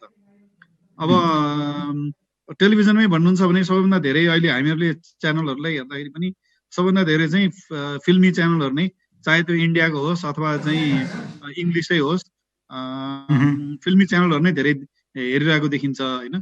त्यसै कारण फिल्मलाई चाहिँ अहिले दर्शकहरूको इन्भाइरोमेन्ट अनुसारको चाहिँ अथवा चाहिँ अघि डब्बुजीले भनेको एकदम मैले मेरो र उहाँको कुरा मिल्यो। अब बनाउने मान्छेहरूले कसरी बनाउनुहुन्छ त्यसमा हेरौँला। अहिले चाहिँ लो कस्ट इन्डिपेन्डेन्ट अलिकति समसामयिक विषयमा फिल्महरू बनायो भने ग्राहकहरूले चाहिँ अब दर्शकहरूले चाहिँ त्यसलाई मन पराइदिनुहुन्छ भन्ने कुरामा चाहिँ म प्रिटी कन्फिडेन्ट छु। सुदीपजी, जस्तो चाँडै वातावरण सहज होस् होइन, साम्य होस्, हलचल होस्, मान्छेहरू फेरि दैनिक जनजीवनमा पहिले जस्तै आउन सकुन्, त्यो हाम्रो कामना पनि हो। तर हल नचलुन्जेलसम्म, थिएटर नखुल्लुन्जेलसम्म देशसम्मको जुन प्लेटफर्म छ सिनेमाघर, पिपी भनौँ, जुन पेपर भ्यूबाट कतिसम्मको लगानी यहाँको यो यति धेरै लामो वर्षको अनुभवबाट के भन्नुहुन्छ? अब मेरो अलिकति फिल्मीको के अरे फिल्मको उसमा त विचारमा राम्रो कन्टेन्टलाई ग्राहकहरूले चाहिँ खर्च गर्छन् भन्ने त अब हामीले त्यो अब कति फिल्महरू देखाउँदाखेरि पैसा कलेक्सन भएको हिसाबले पनि हामीले देखिसक्यो होइन। हलहरूकै लेभलमा हुँदैन भन्ने कुरा त त्यो कुरा पनि हामीले थाहा पाइसकेका छौँ। त्यही भएर मैले लो बजेट नै भनिरहेको छु अहिले। तर राम्रोसँग गऱ्यो भने पैसा उठ्ने हिसाबले अहिले पैसा उठाउन मात्र सक्यो भने पनि राम्रो हो, किनभने त्यो कन्टेन्ट त कहिले पनि मर्दैन, त्यसको त लाइफ त लामो लाइफ हुन्छ। त्यही भएर त्यो कन्टेन्ट अहिलेलाई चाहिँ बेसिक ऊ मात्रै उठाउन सक्ने खालको फिल्म बनाउन सक्यो भने अथवा अरू कुनै कन्टेन्ट पनि त्यस्तै खालकोलाई मोनिटाइज गर्न सक्यो भने चाहिँ अहिलेको यो डिफिकल्ट टाइममा यो कुराहरू सोच्न सकिन्छ। अहिलेको टाइममा चाहिँ त्यति मात्र सोचेर काम गर्दा बेस्ट हुन्छ। डब्बुजीले भन्दै राष्ट्रको एउटा दिनुभयो करण जोहरको, त्यसरी नेपाली कलाकारहरूले मान्लान् जस्तो लाग्छ यहाँलाई? फेरि हामी कलाकारलाई पनि इलेक्सन पछि जोड्छौँ, सोच्छौँ, के लाग्छ यहाँलाई? म एउटा सानो उदाहरण दिन्छु। जस्तै यो वर्ष महँगा बजेटका सिनेमाहरूले लगानी उठाउन सकेन, तर त्यसको तुलनामा एक दुईवटा साना बजेटका सिनेमाले लगानी उठायो। एउटा आमाको उदाहरण दिन्छु। आमा समसामयिक यथार्थवादी सिनेमा थियो। नेपाली समाजमा जनताले स्वास्थ्यको अवस्थामा भोग्नु परेका पीडाहरू थियो। सानो बजेटको 65 लाखको सिनेमा थियो, त्यसले राम्रै बिजनेस गर्यो। त्योभन्दा अगाडि त्यही ग्रुपले बनाएको एउटा 40 लाखमा एउटा घर भन्ने सिनेमा बनाएको थियो। यी दुईटै सिनेमाले राम्रो पैसा उठाए। भन्छ हामीमा अहिले पनि बजार सानो छ, हामीसँग डिजिटल प्लेटफर्ममा पनि मध्यनजर राखेर अहिले त झन् 1.5 वर्ष सिनेमा हलमा जाने अवस्था छैन। यस्तो अवस्थामा डिजिटल प्लेटफर्ममा यहाँको जस्तै डिस्काउन्ट लगाएर समसामयिक सिनेमाहरू अहिलेका अवस्थाका सिनेमा बनायो र बजेटिङ कम गर्यो भनेदेखि सुरक्षित हुन्छ, बजार पनि सुरक्षित हुन्छ, सिनेकर्मीको पनि रनिङ अवस्था चलिरहन्छ, प्राविधिकले पनि काम पाउँछन् र दर्शकहरूले पनि एक किसिमको सिनेमादेखि उनीहरू समसामयिक सिनेमा हेर्न पाउँछन्।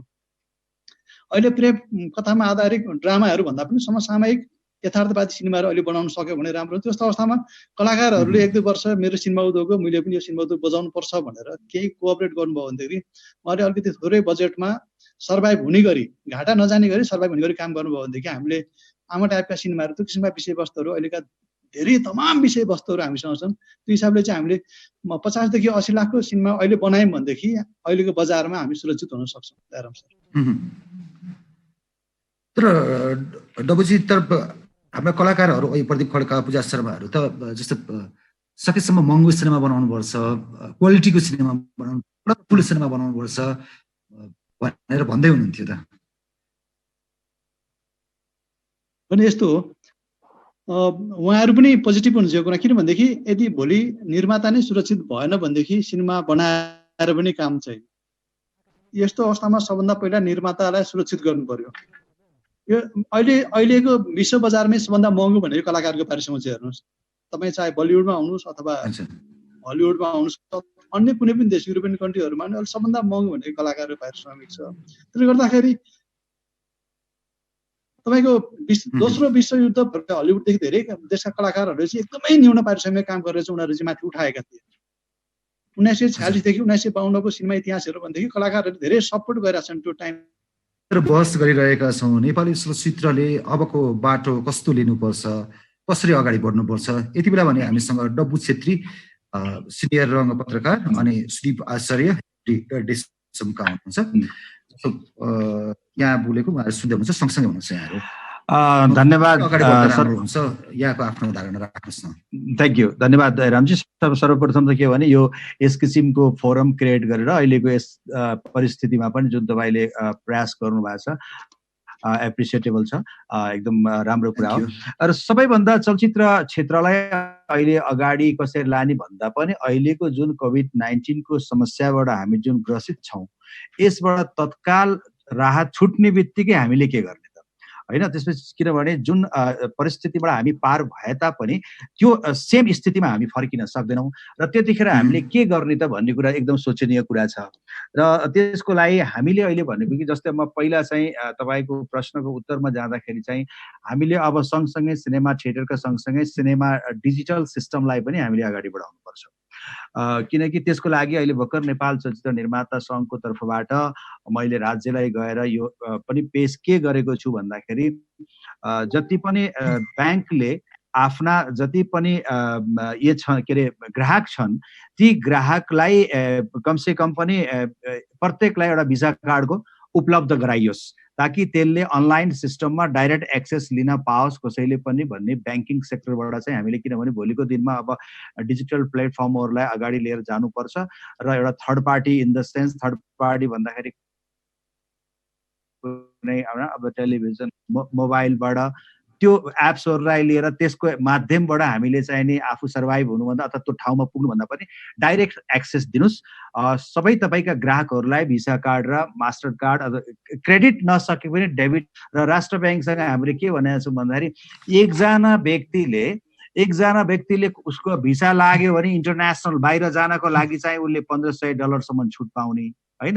तर त्यो एकजना एउटा नागरिकले ल मसँग भिसा कार्ड छ, म इन्टरनेसनलको कुनै पनि लेभलको चिजलाई म किन्छु अथवा हेर्छु भन्यो भने राष्ट्र ब्याङ्कको निगरानीमा उसले $1500 खर्च गर्न पाउने कि नपाउने होइन। यो कुरालाई नै मध्यनजर गरेर हामीले चाहिँ एउटा भिसा कार्डको अवधारणा ल्याइयोस् भन्ने कुरा नि पेश गरेका छौँ। र त्यसको साथसाथै डिजिटल प्लेटका अर्को थर्ड पार्टी जस्तै थर्ड पार्टी एक्सेसका लागि जसरी विदेशमा बाट ल हामी जस्तो फर एक्जाम्पल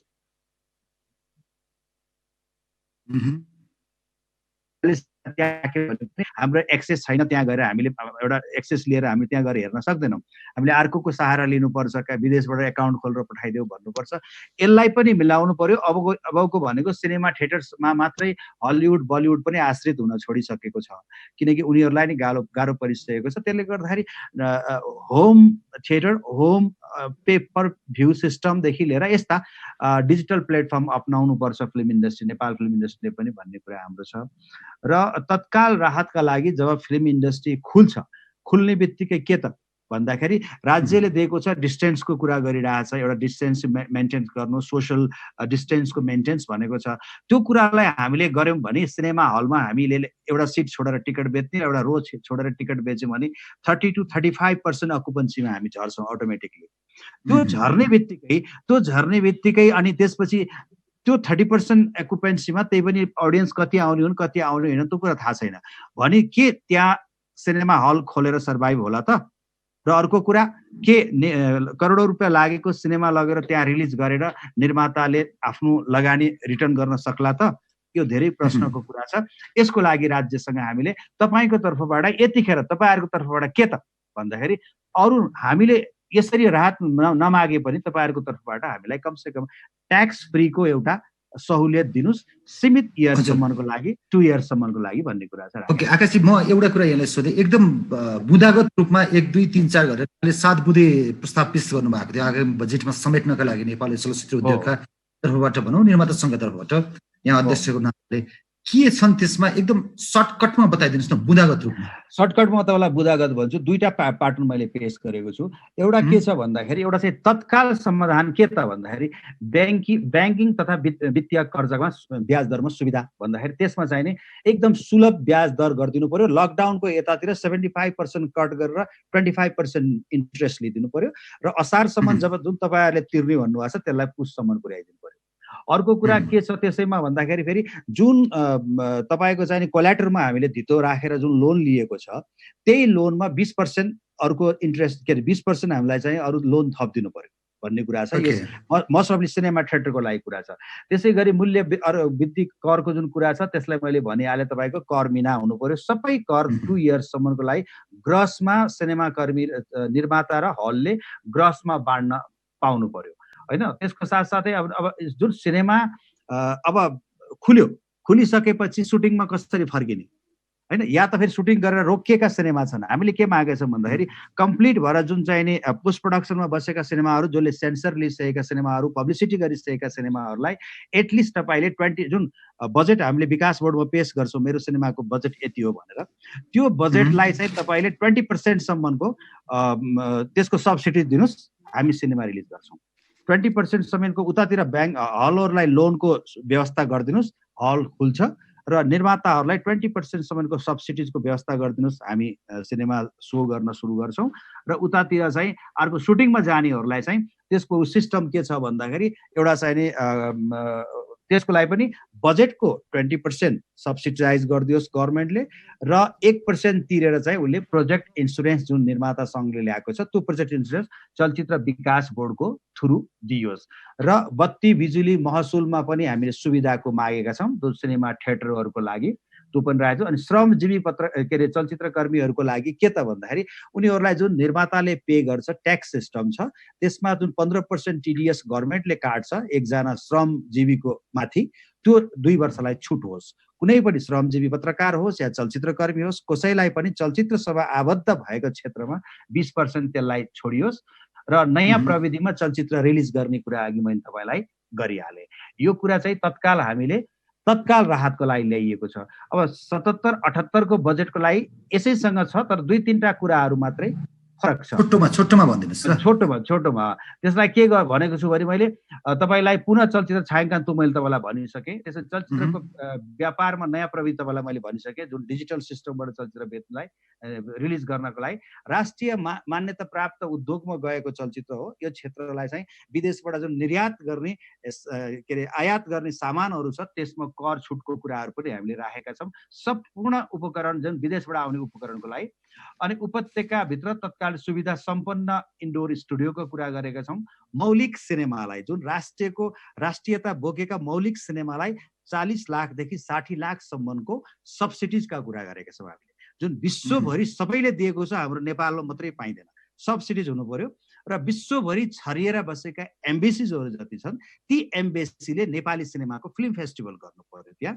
त्यसको लागि चाहिँ हामीले धेरै एम्बेसडरसित कुरा भयो, उहाँहरूले के भन्नु भन्दा हामीसित बजेट छैन यो गर्नलाई भनेको कारणले हामीले चाहिँ यसपालि बजेटमै राखिदिनु भनेर हामीले बजेटमै पेश गरेका छौँ। विभिन्न एम्बेसीलाई कति खर्च लाग्छ त्यहाँ सोधेर बजेटमा त्यो पैसा हालिदिनु र उनीहरूलाई पठाइदिनु। तर नेपाली सिनेमाको त्यहाँ चाहिँ फेस्टिभल हुनु पर्यो भन्ने कुरा चाहिँ हामी राखेको ओके, एकैछिन आकाशजी, अब हामी यो पहिलो चरणको अन्तिममा आएका छौँ। सुदीप आचार्यजी यति कुराहरू यहाँले सुन्नुभयो, सुरुदेखि हामीसँग थुप्रै गेस्टहरू छन्, हामी निरन्तर 4 बजीसम्म नै अगाडि बढ्छौँ, यो कार्यक्रमलाई निरन्तरता दिन्छौँ। समग्रमा अन्त्यमा के भन्न चाहनुहुन्छ यहाँ? होइन, मेरो भनाइ त के छ भन्दाखेरि अहिले जति होइन आकाशजी, एकैछिन म सुदीपजीलाई सोध्दैछु। Okay, please please. धन्यवाद। अब मैले मेरो विचारमा धेरै कुराहरू त मैले भनिहालेँ। मेरो विचारमा आकाशजीले पनि भन्नुभयो, हाम्रो डब्बुजीले पनि भन्नुभयो होइन। समग्रमा चाहिँ के हो भने यो सिनेमा इन्डस्ट्री भनेको थिएटर नै हो, सबभन्दा मेन यसको प्राइमेरी चाहिँ के भन्छ डिस्ट्रिब्युसन पोइन्ट होइन। अहिले खालि अप्ठ्यारो परिस्थितिमा मात्रै अहिले चाहिँ यसलाई हामीले कसरी म्यानेज गर्ने भनेर एउटा डिसोम एउटा प्लेटफर्म भयो। त्यस्तै अब अरू प्लेटफर्महरू पनि हुन सक्छन्, के अरे डिजिटल प्लेटफर्महरूमा ओटिटीका प्लेटफर्महरू हुन सक्छन्। हामीले पनि सुरु गरिरहेछौँ, तर त्यसको पनि अझै मोनिटाइज गर्न अझै गाह्रो छ। त्यही भएर आकाशजीले भिजा मास्टर कार्डको कुरा गर्नुभयो। मेरो विचारमा भिजा मास्टर कार्ड भन्दा पनि अझै अगाडि जानुपर्छ। अब चाहिँ हामीले डिजिटल वालेटहरू होइन, जस्तो अब ई सेवा, आइएमई पे यस्ता वालेटहरू छन्। क्युआर कोडबाट चाहिँ किन्ने, यो चाहिँ अझै अर्को लेभल। यो भिजामा कार्ड भनेको पनि अझै फिजिकल भयो क्या। अब हातमा फोन छ नि त, स्मार्टफोनबाटै तिर्न सक्ने यस्ता खालका कुराहरूलाई चाहिँ अगाडि बढाएर अझै सहज, अझै मलाई भन्नुहुन्छ भने डिसोममै पनि अझै अलिकति सहज हामीले बनाउन सकियो। यो के अरे पेपर भ्यूलाई हामी कोसिस गरेर लकडाउनकै पिरियडमा पनि 1 क्लिकमै अन हुने खालको कसरी बनाउन सकिन्छ भन्ने खालको कुराहरू हेरिरहेको छौँ होइन। त्यतातिर हामीले चाहिँ जोड दियौँ भने यो डिफिकल्ट टाइममा, यो कोभिड-19 को महामारीको समयमा चाहिँ त्यसरी म्यानेज गरौँ। फिल्महरूमा पनि अहिले पनि कुरा गऱ्यौँ, फेरि मैले रिपिट गरेँ, एकदम हाई बजेट, एकदम ठुलो लार्ज स्केल भन्दा पनि सानो समसामयिक विषयमा काम गर्न मिल्ने कुराहरूमा, त्यस्ता खालका फिल्महरू बनाउन मिल्ने कुरामा त्यतातिर जोड दिउँ र यो टाइम पिरियडलाई चाहिँ युटिलाइज गरौँ। त्यसरी युटिलाइज गरौँ र भविष्यमा चाहिँ फेरि समय अनुकूल भएपछि अनि फेरि ब्याक टु चाहिँ पहिलाकै लेभलमा हामी जान सकिहालिन्छ। त्यसमा अहिलेको टाइममा चाहिँ अलिकति कन्जर्भेटिभ भएर अलिकति म्यानेज गरेर, किनभने यो हरेक क्षेत्रलाई अप्ठ्यारो परेको समय छ। यो फिल्म क्षेत्रलाई मात्र होइन कि हरेक व्यवसायलाई नै, इकोनोमी नै पुरै एकदम स्केल डाउन हुनेवाला छ होइन। त्यसकारण त्यसलाई पनि मध्यनजर गरेर अहिले म्यानेज गर्दै जाउँ। मेरो विचारमा यो टाइम चाहिँ अलिकति कन्जर्भेटिभ नै भएर काम गर्ने टाइम हो, तर काम गर्न चाहिँ नछोडौँ।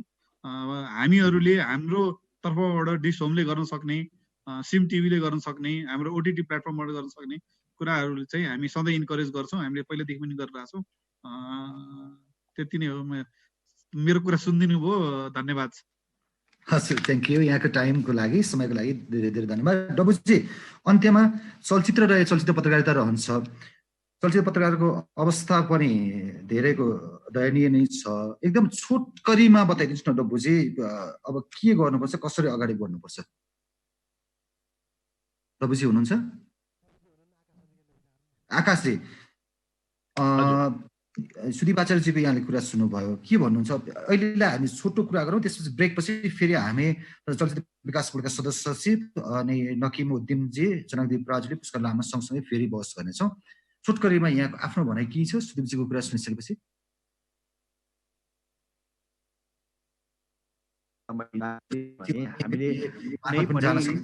डिजिटल वर्ल्ड चाहिन्छ भन्ने जस्तो कुरा उहाँको राइट होइन। सुने, अहिले उहाँले जो डिजिटल वालेटको कुराहरू गर्नुभयो, भनौँ न अब आइफोनबाट पनि जति पनि एप्सहरू आइरहेछन्, एउटा टच गर्ने बित्तिकै डाटा रिड गरेर पनि पैसा ट्रान्सफर भइरहेको छ।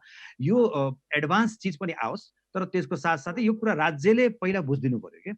यो कुरा साँच्चै नै यो ठिक हो? यहाँ त के भइरहेछ भने हामीले यस्तो चिज ल्यायौँ भने सबै पैसा बाहिरिन्छ कि भन्ने कुरा जुन चाहिँ नि त्यस्ता किसिमका जुन कुराहरू छन् जुन हाम्रो एप्समाथि पैसा के अरे यो अनलाइन सिस्टम पे गर्ने कुराको लागि, त्यो नभएर उहाँहरूले राम्रोसँग यसलाई हेरेर यसलाई बुझेर के गरिदिनु पर्यो भन्दाखेरि जुन चाहिँ नि उहाँहरूकै मातहतमा राख्नुहोस्, उहाँहरूकै मोनिटरिङमा राख्नुहोस्, तर फेसिलिटिज दर्शकलाई जनतालाई दिनुहोस् भन्न मैले चाहेको। र यसको सिनेमाको चाहिँ सिनेमा भवन भन्दा अर्को अप्सन त छँदै छैन। मैले भनेको पनि अहिले यो तात्काल समस्याको बेलामा र दर्शकले जुन चाहिँ नि अहिले स्मार्ट फोन र अनि ट्याब ल्यापटपको थ्रुबाट धेरै एक्सेस र धेरै कम्प्युटराइजबाट चाहिँ धेरै चाहिँ एक्सेस पाइरहनु भएको छ, एपहरूको बेसुका सिनेमाहरू हेरिरहनु भएको छ। त्यसलाई चाहिँ अफिसियल बनाऊ, कुनै पनि लुकी छुपी नगरौँ। जब कुरा भइरहेको छ, देशमा घुसिसकेको छ भने त्यसलाई अफिसियल बनाएर जाउँ, अप्सनको रूपमा दिउँ दर्शकलाई भनेको। भने सिनेमा थिएटर मेन मूल भइहाल्यो, त्यसको अलावा डिजिटल प्लेटफर्म पनि चाहिन्छ नेपालको। एकैछिन यति बेला अशोक शर्माजी हुनुहुन्छ हामीसँग, डिसेन्टका प्रबन्ध निर्देशक, चलचित्र सङ्घका महासचिव पनि हुनुहुन्छ। शर्माजी, जस्तो अघि हामी डिस्कनेक्ट भयो केही बेर, आकाशजीको कुरा यहाँले सुन्नु, निर्माता सङ्घका अध्यक्ष जसले प्रतिनिधित्व गर्नुभयो एफएमसिसिआईमा नेपाली चलचित्र कर्मीका तर्फबाट, अब ठ्याक्कै हल कहिलेदेखि खुल्ला के लाग्छ यहाँ बताइदिनुहोस् त। मैले आकाशजीको कुरा चाहिँ पुरा सुन्न पाइनँ, अहिले लास्टको मात्रै सुने होइन। अब सिनेमा हल खोल्ने कुरो चाहिँ के हो भन्दाखेरि मेरो चाहिँ स्पष्ट धारणा छ। अब हामीले कोरोनासँग डराएर बस्ने कुरै आउँदैन, हामी कोरोनासँग लडेर जाने हो। अब यो भाइरस भनेको अब लामो समयसम्म रहिरहन्छ। त्यस कारणले अहिले हामी कम्प्लिटली बन्द भएर अब अहिले हामी चाहिँ यो कोरोनाको कारणले चाहिँ जुन किसिमले एकदमै कम्प्लिटली कन्ट्री नै लकडाउन गरेर बसेको छौँ, त्यसबाट चाहिँ हामी बाहिर निस्किनै पर्छ। किन भन्दाखेरि जहाँ इफेक्टेड एरियाहरू छ त्यहाँनिर त्यो एरियालाई सिल गरेर अरू क्षेत्रहरू हामीले खोल्दै जानुपर्छ। होइन भने भोलि यो कोरोनाको महामारी भन्दा ठुलो महामारी चाहिँ बेरोजगारीको हुन्छ, भोकमरीको हुन्छ, इकोनोमी चलायमान नहुने बित्तिकै त्यसको इम्प्याक्ट एकदमै ठुलो पर्छ। त्यस कारणले तर स्कुल, थिएटर, सिनेमा भवनहरू, पार्टी प्यालेसहरू, डिस्को क्लबहरू, यिनीहरूमा त धेरै मान्छे म भन्दैछु। अब भनेको चाहिँ के हो भने हामीले कोरोनासँग बच्ने जुन उपायहरू छ त्यो अहिलेसम्म चाहिँ WHO ले पनि भनेको त्यही हो। अब चाहिँ विभिन्न अर्गनाइजेसनहरूले भनेको पनि के छ भने सोसियल डिस्टेन्सिङ चाहिँ सबभन्दा प्रमुख हो र अनि मास्कको प्रयोग गर्ने, सेनिटाइजिङको प्रयोग गर्ने, त्यसबाट चाहिँ हामी भाइरसबाट बच्न सक्छौँ भन्ने जुन चाहिँ देखिएको छ सबैको होइन फर्मुलाहरू, त्यो फर्मुलाहरूलाई युज गरेर त्यो चाहिँ क्राइटेरियालाई मिट गरेर हामीले हाम्रो सबै व्यवसायहरू खोल्न थाल्नुपर्छ। स्कुल कलेज पनि खोलेर स्टुडेन्ट बस्ने डिस्टेन्स मेन्टेन गर्नु पर्यो, सिनेमा हल पनि खोल्नु पर्यो। 300 क्यापेसिटीको सिनेमा हल छ भने 150 क्यापेसिटीको टिकट बेच्ने अनि डिस्टेन्स मेन्टेन गरेर चाहिँ के अरे उसलाई के अरे हाम्रो कस्टमरहरूलाई राख्ने अनि त्यसपछि बरु टिकटको रेट अलिकति हाई गर्ने ताकि त्यसले गर्दाखेरि डिस्ट्रिब्युटर, एक्जिबिटर, प्रोड्युसरलाई चाहिँ त्यसको इम्प्याक्ट नपरोस् होइन। हो यसरी हामी अब अघि बढ्नै पर्छ, नभए हामीले यसरी देशलाई लामो समयसम्म लकडाउन गर्यौँ भने भोलि भोकमरी र बेरोजगारको यस्तो ठुलो महामारी हुन्छ, त्यसलाई चाहिँ कसैले पनि थाम्न सक्दैन। त्यस कारणले समय दिनुभयो अशोक शर्माजी, आफ्नो विचार राखिदिनु भयो, यहाँलाई धेरै धेरै धन्यवाद। पनि अब सिनेमा हल पनि हामीले त्यही सोसियल डिस्टेन्सिङहरू मेन्टेन गरेर त्यही चाहिँ सुरक्षाको उपायहरू अपनाएर चाहिँ खोल्नुपर्छ। तर अब सिनेमा हल खोल्नुपर्छ, सुरक्षाका उपायहरू अपनाउनुपर्छ, सुरक्षित संयमित हुनुपर्छ भन्ने यहाँको भनाइ। ओके, यहाँले समय दिनुभयो, यहाँ दिन चाहन्छु। Thank you. हामीसँग अरू थुप्रै गेस्टहरू हुनुहुन्छ। आकाश अधिकारीजी लाइनमै रहिदिनका लागि म अनुरोध गर्छु। हामीसँग चलचित्र प्राविधिक सङ्घका अध्यक्ष पुष्कर लामा, KFX का अध्यक्ष नकिमुद्दिन, नेपाल चलचित्र निर्देशक समाजका महासचिव जनकदीप ब्राजुली र नेपाल चलचित्र विकास बोर्ड सूचना तथा महेन्द्र प्रसाद साङ्खे हुनुहुन्छ। उहाँहरूसँग कुराकानी लिएर केही बेरमै आउनेछु, कतै नजानु होला, रमाइलो टिभी हेर्दै रहनु होला।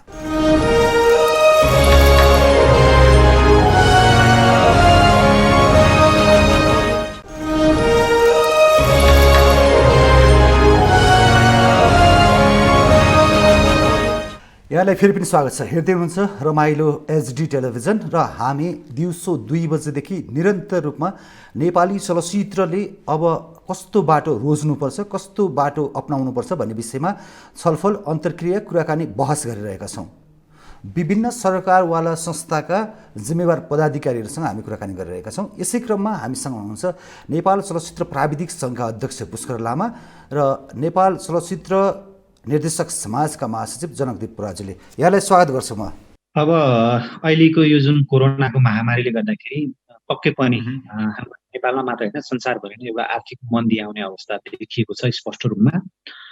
यसले त अवश्य पनि हाम्रो यो सञ्चार क्षेत्र र यो सिनेमा क्षेत्रलाई असर गर्ने नै छ, किनभने यो इन्टरटेनमेन्ट सेक्टर पर्यो होइन। यसलाई मान्छेको पहिलो प्राथमिकता भन्दा पनि दोस्रो तेस्रोमा पर्ने भएको हुनाले मान्छेले यसमा खर्च गर्ने, यसमा लगानी गर्ने भन्ने कुरा चाहिँ कम नै होला भन्ने हामीले पनि अनुमान गरेका छौँ। त्यो अर्थमा चाहिँ अब बन्ने सिनेमाहरू पहिलाको जस्तो चाहिँ नभएर अब सिनेमा बन्ने प्रकृति, सिनेमा बन्ने सिस्टमहरू केही परिवर्तन गर्नुपर्छ कि सानो लगानीमा कसरी चाहिँ राम्रो सिनेमाहरू बनाउन सक्छ भन्ने तपाईँ पनि सोच्नुपर्छ कि त्यसपछि अब हामी ठुल्ठुलो टिमहरू बनाउने, ठुलो युनिट बनाउने। अब पहिला जे जस्तो भए पनि हामी सेफ्टीमा पनि त्यति ध्यानमा थिएनौँ सिनेमामा। अबका दिनहरूमा चाहिँ सेफ्टीलाई पनि ध्यान दिने, विशेष गरी त अब कोरोनालाई ध्यान दिनु पर्यो। त्यसलाई चाहिँ सुटिङ स्थलमा कसरी सेफ्टी गर्न सकिन्छ, त्यसै गरी अब सिनेमा सानो बजेटमा सम्पूर्ण टिम मिलेर कसरी प्रडक्सन गर्न सकिन्छ त। जस्तो भनौँ स्क्रिप्ट राइटर होला, डाइरेक्टर होला, निर्माता होला, कलाकार होला, अब सबैजना एक आपसमा चाहिँ हातेमालो गर्दै राम्रो सिनेमा कसरी बनाउने भन्ने तर्फ चाहिँ हामी सोच्नुपर्छ जस्तो लाग्छ। मैले हिजो भर्खर पनि मैले बाहिरको सिनेमा उद्योगहरूको के कस्तो भइरहेछ भनेर अपडेट हुने क्रममा चाहिँ मैले बम्बईको हेरेको थिएँ। बम्बईमा पनि त्यही छलफल भइरहेछ। त्यहाँको डाइरेक्टर गिल्डले चाहिँ अब सेफ्टी कसरी अपनाउने, सुटिङमा कसरी जाने भन्ने कुराहरू उनीहरूले चाहिँ निर्णय गरेका छन्। जस्तो एउटा इक्जाम्पलको लागि चाहिँ त्यहाँको कलाकारहरू अब घरबाट नै मेकअप गरेर जाने, अनि सुटिङ स्पटमा धेरै एसिस्टेन्टहरू नलाने, अनि सुटिङ स्थलमा कम्पलसरी नर्सको व्यवस्था गर्ने, अनि 8 घन्टामा चाहिँ 4 पटक मास्कहरू फेर्नुपर्ने, सेनिटाइज गर्नुपर्ने, त्यस्तो सिस्टमहरू मुम्बईमा चाहिँ अहिले ल्याउने भनेर उहाँहरू पनि मिटिङ बसिरहनु भएको रहेछ। भनेपछि अब हामीले पनि यतातर्फ सोच्नु पर्यो।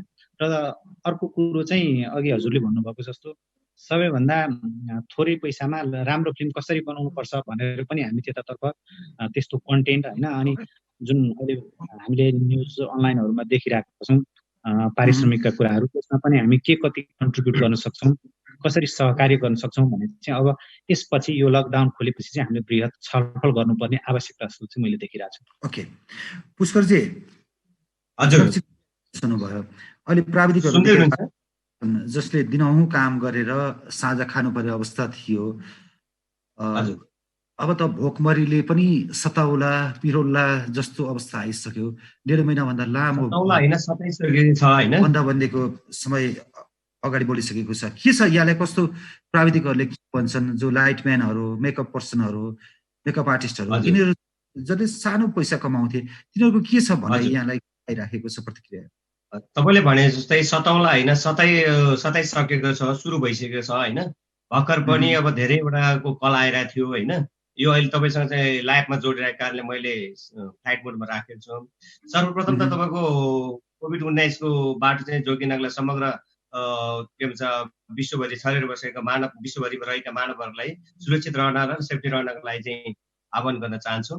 त्यस्तै गरी चलचित्र प्राविधिकहरूको अवस्था आजको वर्तमान अवस्था भन्दाखेरि एकदमै समस्यामा छ। जस्तै तपाईँको चाहिँ नि रातको लागि त यति धेरै कल आएछ, हामीले सबैलाई पुर्याउन सकिरहेको छैन।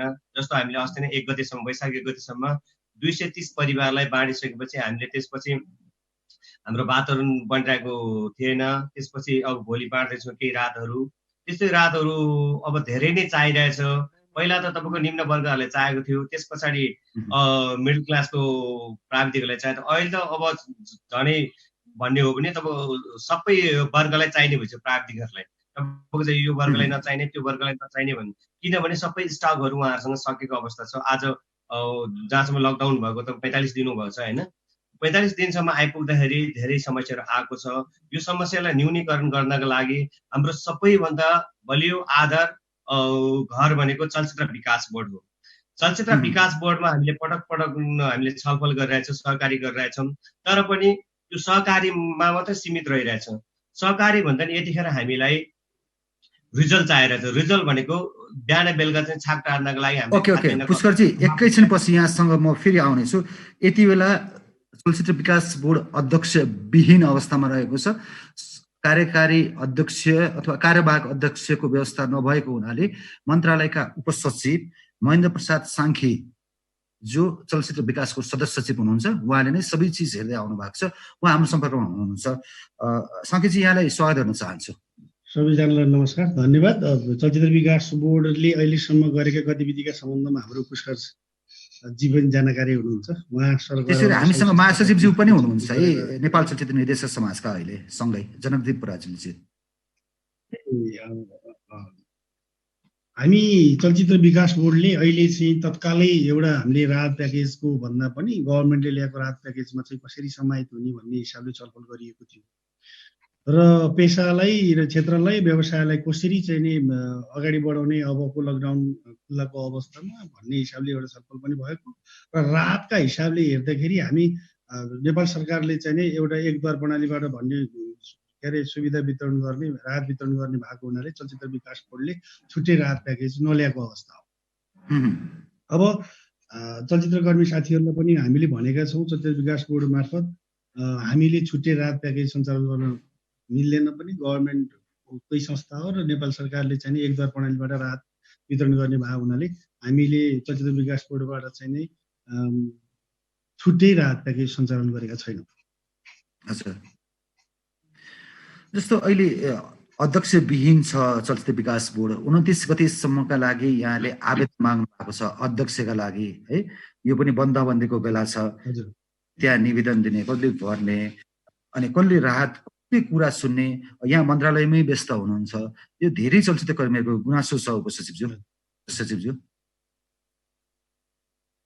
यस्तो छ हजुरको, हामीले लगभग चाहिँ अस्ति आजभन्दा एक हप्ता अगाडि सबै सङ्घ संस्थाका प्रतिनिधि साथीहरूसँग बोर्डमा एक किसिमको एक चरणको छलफल गरिएको थियो। त्यो छलफलबाट अहिले हामीले चलचित्र विकास बोर्डले अहिले तत्काल उहाँहरूलाई चाहिँ होमवर्कका परेको छ। हो, त्यो विश्व नै कोरोना महामारीको अवस्थामा चलचित्र क्षेत्र चाहिँ प्रभावित छैन भन्न मिल्दैन। हामी चलचित्र विकास बोर्डको तर्फबाट त्यो हामीले स्वीकार गर्नुपर्ने पर्छ। चलचित्रकर्मी साथीहरू, श्रमजीवी साथीहरू चाहिँ मर्कामा पर्नुभएको अवस्था छ। यो अवस्था भइरहँदा पनि चलचित्र विकास बोर्ड चाहिँ विहीन भइयो, गार्जेन विहीन भइयो, अध्यक्ष हुँदैमा चाहिँ अहिले भर्खर राहत आउँथ्यो या नहुँदैमा आएन भन्ने चाहिँ त्यो तर्क चाहिँ अलि मिलेन। किन भन्दा संस्था त छ, संस्था रित्तो हुँदैन।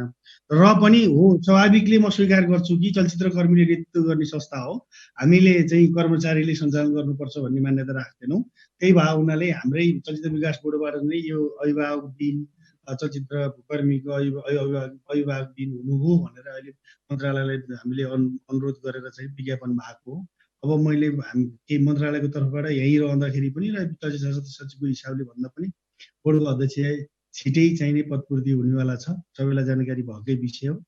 र यहाँहरूलाई मैले चलचित्रकर्मी साथीहरूलाई के भनिरहेको छु भने, यहाँहरूले लिएर आएका सुझाव राय, हामीले जुन चलचित्र सङ्घ, कलाकार सङ्घ, प्राविधिक सङ्घ, सबै सरकारवाला सङ्घ संस्थाहरूले ल्याउनु भएको रायलाई मैले मन्त्रालयमा लेखेर पठाइसकेको अवस्था पनि छ।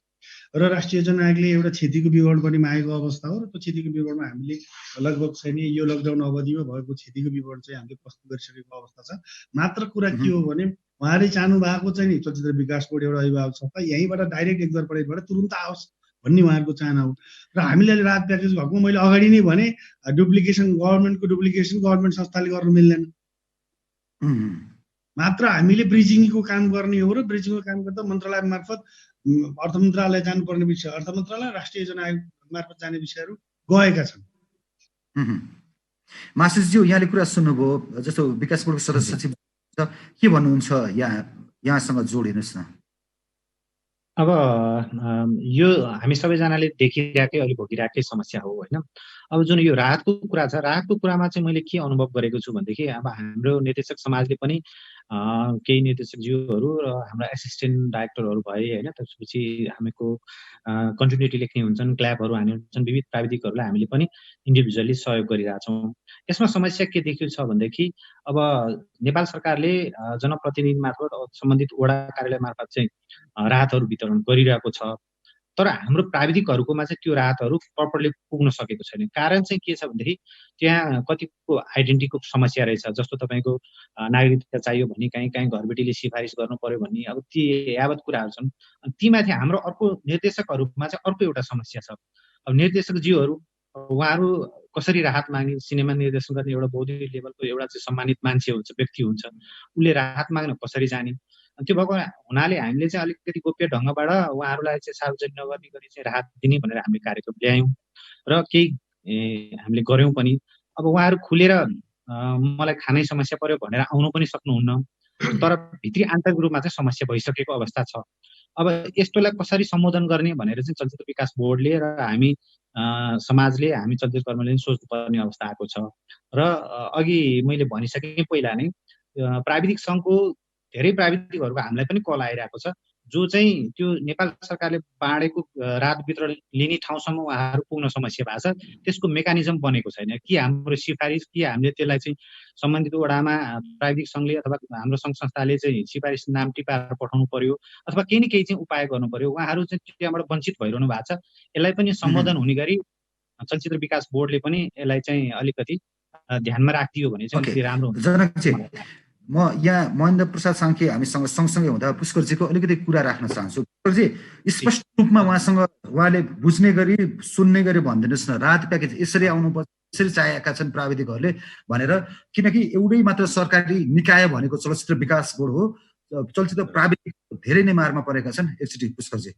हजुर, जस्तो हाम्रो सदस्य सचिवजीले भनेको जस्तै वान्डोर प्रणाली हाम्रो लागि नीति नियम अनुसार ठिक छ, तर यतिखेर तपाईँको नीति नियमले हाम्रो चाहिँ स्थानीय निकायबाट जुन वितरण गरेर स्थानीय जनप्रतिनिधिबाट चाहिँ रातको खाद्यान्नको कार्यक्रम ल्याइरहेछ, त्यो चिज चाहिँ सहज तरिकाले पाइरहेको छैन। जस्तो एउटा उदाहरणको निम्ति म हिजोको मात्रै कुरा गर्छु।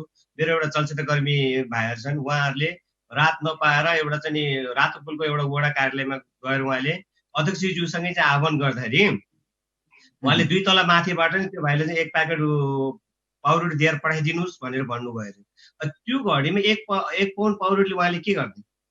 अनि उहाँलाई पटक जाँदाखेरि उहाँलाई एकदम गिल्टी फिल बनाउने, तपाईँको चाहिँ हेरेसमेन्ट गराउने, यसबाट निकास छैन। त्यही कारणले हामीले प्रष्ट भाषामा बुझ्नुपर्छ। यतिखेर भनेको चाहिँ दैनिक छाक टार्नको लागि चाहिँ हाम्रो मुख्य एकदम प्रष्ट विकल्प दिनु पर्यो हामीलाई।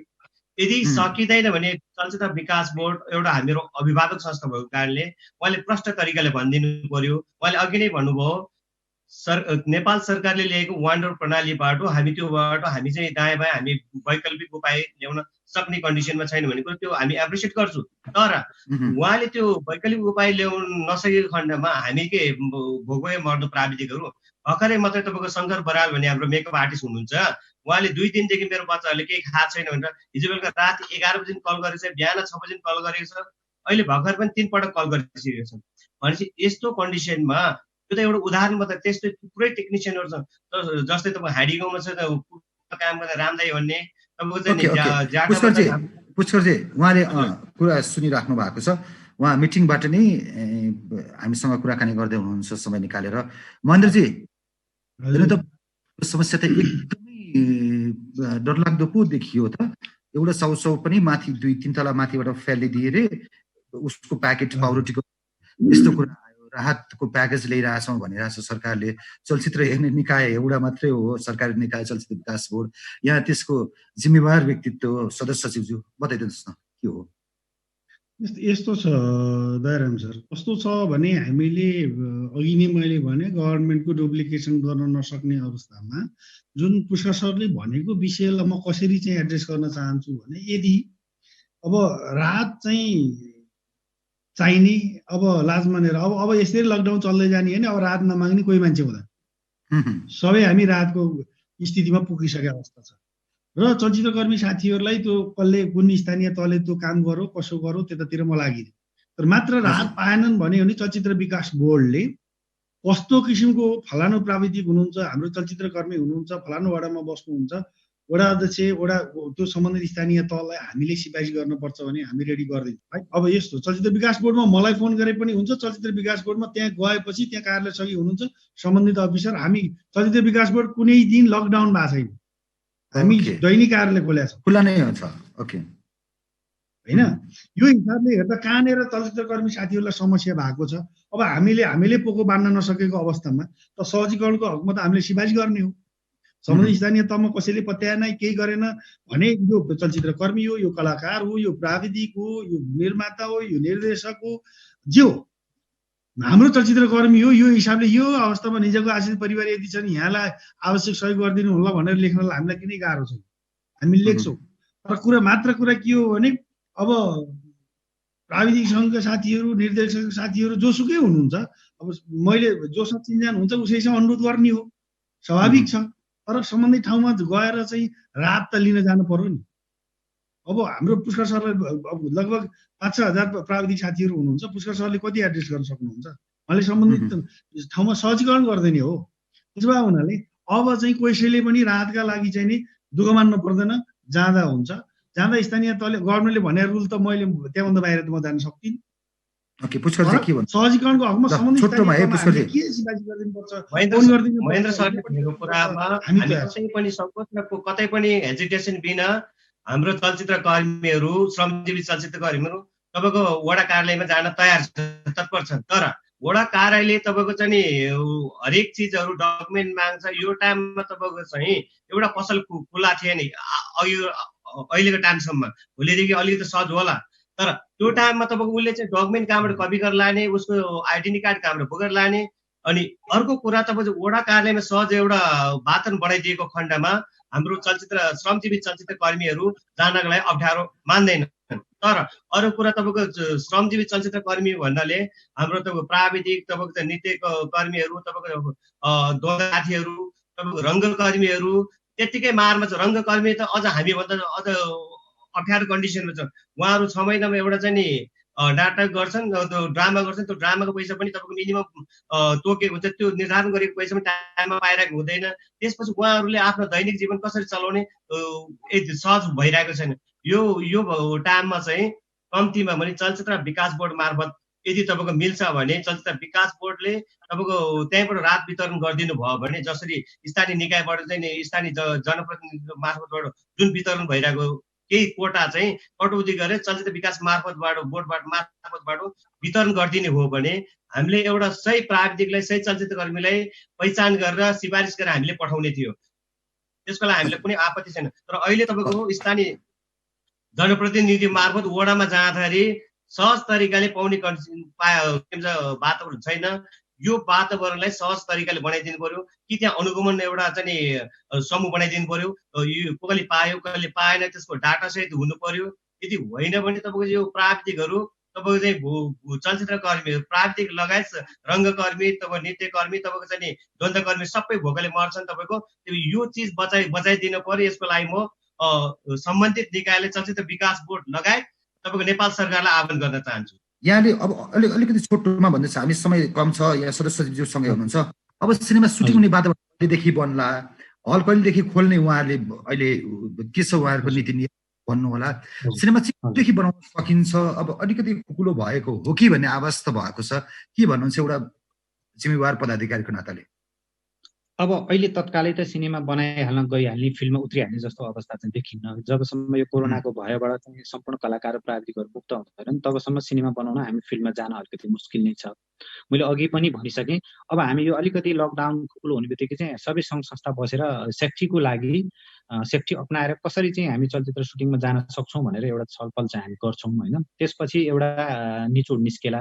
जहाँसम्म मलाई लाग्छ इन्डियामा जुन अहिले यो कोरोना महामारीको प्रकोप फैलिएको हिसाबले हामीले ढुक्क भएर यहाँ हामी घरबाट बाहिर निस्किन सक्ने अवस्था नभएकोले गर्दाखेरि हामी कहाँ पनि अलिकति यो समय लाग्न सक्छ र यो सिनेमा बन्ने जुन सङ्ख्यामा पनि कमी आउन सक्छ। तर मलाई जहाँसम्म लाग्छ जो रेगुलर निर्माण हुन्छ, जो रेगुलर मेकर हुनुहुन्छ, उहाँहरूले गर्नुहुन्छ। उहाँहरू जुन दिनदेखि हामी चाहिँ अब यसमा ढुक्क छौँ है भनेपछि हामी फिल्डमा हुन्छ भन्ने हामीले अपेक्षा राखेका छौँ। सायद यो हुन्छ पनि होला। अब हल त नेपाल सरकारले तपाईँले निर्णय सुन्नु भएकै छ। बन्द पछि खुल्ने र चाहिँ नि सोसियल डिस्टेन्सिङ कायम गर्न नसक्ने भनेको फिल्म हल हो, जिम हलहरू हुन् भनेर भनिसकेको स्वास्थ्य मन्त्रालयले भनेको र चाहिँ नेपाल सरकारले भनिसकेको अवस्थामा अब फिल्म हल अहिले खुल्छ भनेर मैले भन्न सक्ने अवस्था छैन। सरकारले जहिले लकडाउन ओपन गरेर अब चाहिँ कोरोनाबाट सुरक्षित छ र चाहिँ नि हलमा चाहिँ नि मान्छे दर्शक चाहिँ जान सक्ने कन्डिसन हुन्छ, त्यति बेलादेखि हल खुल्ला। अहिले यही समयमा खुल्छ भनेर चाहिँ नभनिहालौँ, भन्न सक्ने कन्डिसन पनि छैन। कोरोना अहिले भर्खर उन्मुक्त भएको अवस्था नि होइन। हजुर, छोटो जस्तो अब विकास बोर्डमा अध्यक्ष कहिलेसम्म आउनुहुन्छ नयाँ अध्यक्ष? अब यो यहाँलाई थाहा छँदैछ 30 गतेसम्म म्याच छ, त्यो थाहा भएकै कुरा हो। र यो चाहिँ मन्त्रालयको पाटो पर्यो, मन्त्रालयको यो मेरो पाटो परेन, मन्त्रालयले विज्ञापन गरिसक्यो। अनि एउटा कुरा त बताइदिन सक्नुहुन्छ नि, पहिला स्नातक तह उत्तीर्ण भनिएको थियो आवेदनमा, अहिले प्रमाणपत्र तह मात्र उत्तीर्ण भनिएको छ। मान्छेले यसलाई नै राख्नुपर्छ भनेर सोचेकोले चेन्ज गरिएको हो भनिएको छ नि। हो यस्तो छ, यसरी बुझौँ यसलाई। अब अहिले स्नातक पनि राखेको छ र चाहिँ स्नातक गरी 10 वर्ष र चाहिँ नि प्रमाणपत्र तह उत्तीर्ण गरी 20 वर्ष भनेको छ। यहाँ चाहिँ चलचित्र होइन, प्रमाणपत्र त उत्तीर्ण गरी 20 वर्ष र स्नातक गरी चाहिँ 10 वर्ष भनिएको छ।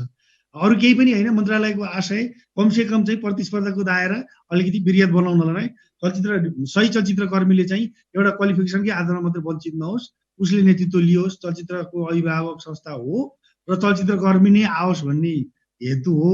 अरू त्यहाँभन्दा बाँकी चाहिँ नि अरू केही होइन।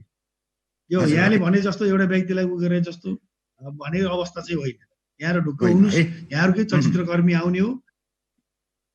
अब मैले अर्को अहिले जोड्छु, के अरे दाइराम सर, म अलिक जोड्छु के हो भने हाम्रो हल र चाहिँ यो निर्माण पक्षको कुरा छ। निर्माण पक्षको कुरामा हामीले एउटा किसिमको प्रोटोकल बनाएको है छ। हामीले एक हप्ता अगाडि एउटा प्रोटोकल बनाएको थियौँ। त्यो प्रोटोकल चाहिँ सबै सरकारलाई सङ्घ संस्था साथीहरूका प्रतिनिधिहरूसँग अस्ति एक हप्ता अगाडि हामी बस्यौँ, उहाँहरूलाई रिटर्नमा दिएका छौँ। त्यसमा सुधार गर्नुपर्ने, जुन दिन लकडाउन खुल्छ त्यो मितिबाट फिल्म हल सञ्चालन गर्दा कुन किसिमको मापदण्ड अप्नाउने, सुटिङमा जाँदा कुन किसिमको मापदण्ड अप्नाउने, नृत्य द्वन्द के यो सबै चलचित्रका यावत गतिविधिलाई कुन कुन मापदण्ड अप्नाउने र त्यो मापदण्ड अप्नाउँदाखेरि चाहिँ हललाई पर्ने प्रभाव, दर्शकलाई पर्ने प्रभाव र चाहिँ जुन के अरे निर्मातालाई पर्ने, निर्देशकलाई पर्ने, कलाकारलाई पर्ने यी जोखिम क्षेत्र कहाँ छन्, त्यहाँनिर कस्ता किसिमको राहत प्याकेज ल्याउनु पर्ने हुन्छ। त्यसका लागि चाहिँ हामीले यो महिनाभरिको चाहिँ नि एउटा अवधि दिएर त्यो सुझाव ल्याउनुहोस् भनेर दिएका छौँ।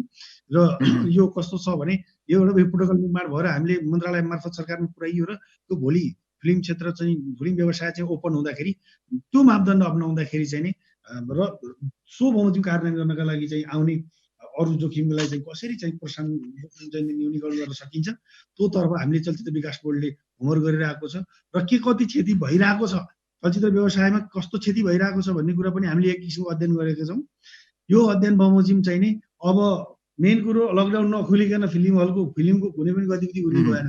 यहाँहरू सबै जानकार हुनुहुन्छ। जुन दिनबाट गतिविधि सुरु हुन्छ त्यो विधिबाट साँच्चै नै भन्ने हो भने चलचित्र क्षेत्र सबभन्दा पछाडि खुल्ने र सबभन्दा धाराशाही हुने क्षेत्र पनि यही हो। अरू खुल्दाखेरि फाटफाटी आफ्नो कारोबार सुरु गर्ने हो, चलचित्र क्षेत्र खुल्दाखेरि चाहिँ नि जिरोबाट खुल्ने भयो। हजुर, यहाँसँग म अब हामी कार्यक्रमको निर्धारित समय सकिन लागेको छ। पुष्करजी, यहाँको भनाइ के छ? 1 मिनटमा नबढाइकन राखिदिनुहोस् त। ल, जस्तो अहिले महेन्द्र सरले जस्तै इमिडिएटली फ्लोरमा जान सक्ने, हजुर महेन्द्र सरले भन्नुभयो जस्तै इमिडिएटली हामी फ्लोरमा जान सक्दैन हाम्रो चलचित्र क्षेत्र। त्यही कारणले मिनिमम यो लकडाउन खोले पछाडि पनि 6 मन्थदेखि 1 इयरसम्मको लागि चाहिँ हामीलाई ब्याकअप चाहिन्छ चलचित्र कर्मीलाई, श्रमजीवी चलचित्र कर्मीहरूलाई। चाहे तपाईँको प्राविधिक होस्, नृत्यकर्मी होस्, तपाईँ द्वन्द होस्, रङ्गकर्मी होस्, यी सबैलाई सेभ लाइन जस्तो अरू त्यो धेरै कुरा हामीलाई केही पर्दैन। कम्तीमा पनि दैनिक खाद्यान्नको समस्या नहोस् अनि घर भाडाको समस्या नहोस्। अरू बेसिक निड हामी पछि आफै सामान्य भएपछि फुलफिल गरौँला। अहिले तत्काललाई चाहिँ यो दुईवटा कुरा चाहियो। अर्को कुरा तपाईँको अघि नै आकाश अधिकारीजीले भन्नुभएको छ, निर्माता सङ्घको अध्यक्षज्यूले कम्तीमा पनि श्रम यो प्राविधिकहरूको चाहिँ टिडिएक्स लिइरहेछ अहिले भर्खर मात्रै। त्यो टिडिएक्स 15% चाहिँ तपाईँको 2 इयर्सको लागि मात्र नभएर सकिन्छ भने सधैँका लागि आज पनि बिना गरिदिनुपर्छ, लिइदिनु हुँदैन। कम्तीमा तपाईँको थोरै पैसा आउँछ, त्यसको पनि 15% लिएपछि घरमा तपाईँको 2 महिना काम गरेपछि थोरै पैसा आउने पैसामा पनि 15% कटाएर लाँदाखेरि उनीहरूसँग घरमा चाहिँ पैसा नै पुग्दैन। त्यो कारण यो समस्याहरू देखेकाले यो चिज गर्नु पर्यो। अर्को कुरो 40औं वर्षदेखि 4 दशकदेखि हाम्रो काम गरिरहेको प्राविधिकहरू छन्, सिनियर टेक्निसियनहरू, उहाँहरूको उता तपाईँको आशै नै मर्छ चलचित्र क्षेत्रमा। 40 वर्ष बित्दाखेरि पनि हामीले चलचित्र क्षेत्रबाट केही आशा लाग्दो चिज हामीलाई भरपर्दो कुनै पनि उपायहरू नभएको कारणले हामी चलचित्र क्षेत्रमा किन लागेछौँ र हाम्रो अब आउने भावी सन्ततिहरूले चलचित्र क्षेत्रमा लाग्नलाई हामी प्रेरित गर्ने कि नगर्ने भन्ने कुरो एकदम सोच्ने बाध्यता भइसक्यो। यो चिजलाई चाहिँ न्यूनीकरण गर्नका लागि यो चिज चाहिँ सोच्न बाध्यता नहुने खालको एउटा वातावरण बनोस् भन्ने चाहिँ हाम्रो चाहना हो। हामी समय एकदमै थोरै भएको कारणले मैले यहाँलाई रोक्नै पर्ने भयो, किन यहाँका कुराहरू चलचित्र क्षेत्र श्रमजीवी पत्रकारलाई हेर्नै पर्छ, सरकारले सम्बन्धित निकायले भन्ने यहाँको कुरा यसपछि सम्बन्धित अहिलेको लागि मस्यौदा उहिले बनाएर पठाएको अहिले कार्यान्वयन भएर आएछन्। यदि त्यो भयो भने हामी अलिकति भयो भने सहजता हुन्थ्यो कि भन्ने हामीले चाहिँ आशा गर्ने ठाउँहरू हुन्थ्यो। चलचित्र प्राविधिक सङ्घले उहिलेदेखि नै आह्वान गरेको यो चिज। ओके विकास बोर्डले बुझाएर जनकजी पुष्करजी एकैछिन, जनकजी आफ्नो भनाइ एकदम सर्टकटमा राखिदिनुहोस् न, समय सकिने लाग्यो, हामीसँग एकदमै थोरै समय छ। अब प्रायः जस्तो कुराहरू सबै साथीहरूले भनिसक्नुभयो, कुराहरू त्यही नै हो हाम्रो समग्र रूपमा। अब मेरो पनि तर्क चाहिँ के हो भने चलचित्र निर्माणमा हाम्रो विशेष गरी निर्देशकज्यूहरूले हाम्रो टिम बनाउँदाखेरि त्यो टिमलाई सेफ्टी कसरी हुन्छ र हामी कसरी अगाडि बढ्न सक्छौँ भने चाहिँ नेपाल सरकारको अहिले हाम्रो सदस्यज्यूले भने जस्तो ऊ भइसकेपछि हामी बनाउने हो। त्यसको लागि चाहिँ हामी चाँडोभन्दा चाँडो पहल गरौँ र राहतको कुरामा चाहिँ अब सबैतिर समस्या छ यो होइन, सबैले आफ्नो ठाउँबाट सहयोग गरौँ भन्न चाहन्छु। अब यतिखेर सरकारले मात्रै यही गर्ने भन्ने कुराहरू पनि हुँदैन होइन, सबैजनाले जहाँबाट जे सक्छौँ सपोर्ट गरौँ भन्ने यहाँको भनाइ। ओके महेन्द्र प्रसादजी सदस्यज्यू हजुर कुरा सुन्नुभयो, एकदम समय छ। अब म एकदम निचोमा भन्छु, चलचित्र क्षेत्र साह्रै धाराशायी स्थितिमा पुग्यो, यो सबैलाई जानकारी भएको कुरा हो। चलचित्र विकास बोर्ड यहाँहरूको साथमा छ, नेपाल सरकारले ल्याएका नीति नियमलाई कार्यान्वयन गर्नलाई पनि हामी त्यही बोर्ड स्थापना भएकै हो। चलचित्र कर्मीको र सरकारको ब्रिजिङको रूपमा बोर्ड रहेको छ। यहाँहरूलाई परेको दुःखप्रति बोर्ड एकदम चिन्तित पनि छ। हामी कसरी गर्ने, हामी सरकारसँग कसरी मन्त्रालयलाई कसरी कोअर्डिनेसन गरेर यस्ता किसिमको प्याकेज ल्याउने भन्ने विषयमा हामी लागिपरेका छौँ, त्यो अध्ययनमा नि छौँ। र यहाँहरूले ढुक्क हुनुहोस्, चलचित्र विकास बोर्ड तपाईँहरूकै हो, तपाईँहरूसँग छ, ल्याइदिनुहोस् केही सुझाव। हामीले के अरे मन्त्रालय मार्फत सरकारसँग पुर्याउने कुराहरू चाहिँ हामी पुरा गर्न तयार पनि छौँ, गरिरहेका पनि छौँ। अब समग्र चलचित्र कर्मीलाई चाहिँ अब के गर्नु, कोरोनाको के अरे यत्रो आहत भएको अवस्थामा चाहिँ धैर्य गर्नलाई नै भन्न बाहेक हामीले केही छैन। मेरो यति नै हो चलचित्र कर्मी साथीहरूसँग। धन्यवाद, यहाँहरू सबैलाई आफ्नो समयका लागि धेरै धेरै धन्यवाद दिन चाहन्छु। एउटा मलाई क्वेसन राखौँ। धन्यवाद। एकदम छोटो छोटो, मसँग 1 मिनट टाइम बाँकी छ। अहिले भर्खरै हाम्रो महेन्द्र प्रसाद ज्यूले भन्नुभएको जस्तै तपाईँको चाहिँ विगत 2072 सालमा भूकम्प आएको थियो। भूकम्पको टाइममा पनि धेरै समस्याहरू परेको थियो चलचित्र कर्मीहरूलाई होइन। त्यो टाइममा तपाईँको चाहिँ हाम्रो चाहिँ नि चलचित्र विकास बोर्ड अन्तर्गत एउटा चाहिँ बिमा समिति भन्ने छ। बिमा यदि मिल्छ भने मैले अनुरोध मात्रै गरेँ, विकल्प मात्रै, यदि विकल्प दिनुहोस् भनेको कारणले मैले विकल्प दिनलाई। यदि मिल्छ भने बिमा संस्था के भन्छ कोषमा चाहिँ केही पैसा छ, त्यो पैसाले मिल्छ भने कुनै एउटा के भन्छ शीर्षक बनाएर यो टाइममा चाहिँ नि छाक टार्नको लागि चाहिँ एउटा त्यसको चाहिँ एउटा वातावरण बन्थ्यो कि भन्ने चाहिँ मेरो चाहिँ बुझाइ हो। यदि मिल्छ भने त्यो बाटो पनि एउटा अपनाउनको लागि म विकास बोर्डलाई सदस्यज्यू पुष्करजीको नेप्टाको अध्यक्षज्यूको यहाँले कुरा सुन्नुभयो, बिमाको जुन त्यो चाहिँ चलायमान बनाइदिन सकिन्छ कि भन्ने। यहाँहरू सबैले समय दिनुभयो, हामी फेरि पनि बहस गर्छौँ, छलफल गर्छौँ। आजको निर्धारित समय सकिएकोले यहाँहरूसँग बिदा माग्छु। नमस्ते। नमस्ते दर्शकवृन्द, आज हामी कुराकानी गरौँ नेपाली चलचित्रले अब कस्तो बाटो रोज्नुपर्छ, नेपाली चलचित्रको अबको बाटो कस्तो हुनुपर्छ का साथमा हामी पहिलो चरणमा नेपाली चलचित्रको अबको कन्टेन्ट कस्तो हुनुपर्छ, विषयवस्तु कस्तो उठान गर्नुपर्छ र कार्यक्रमको दोस्रो चरणमा उत्तरार्धमा आएर हामीले राहत, चलचित्रकर्मीहरूका दुःख गुनासा र भोकमरी महामारीबाट प्रताडित चलचित्रकर्मीहरूका आवाजलाई बुलन्द पार्नलाई विभिन्न सङ्घ-संस्थाका पदाधिकारीहरूसँग हामी कुराकानी गऱ्यौँ।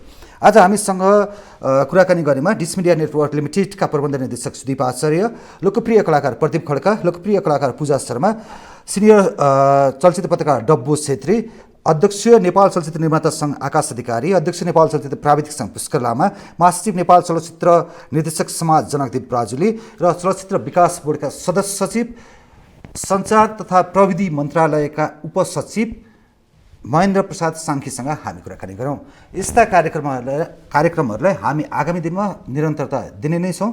यसले एउटा ठोस निष्कर्ष निकालोस् भन्ने हाम्रो अभिप्राय हो। रमाइलो टेलिभिजन सधैँ दर्शकहरूको साथमा छ। नेपाली चलचित्रलाई नेपाली मनले माया गरौँ, नेपाली चलचित्रलाई नेपाली आँखाले हेरौँ। मेरो इन्टायर टिमसहित दाराम पाण्डे बिदा माग्छ। नमस्ते। Lights, camera, action.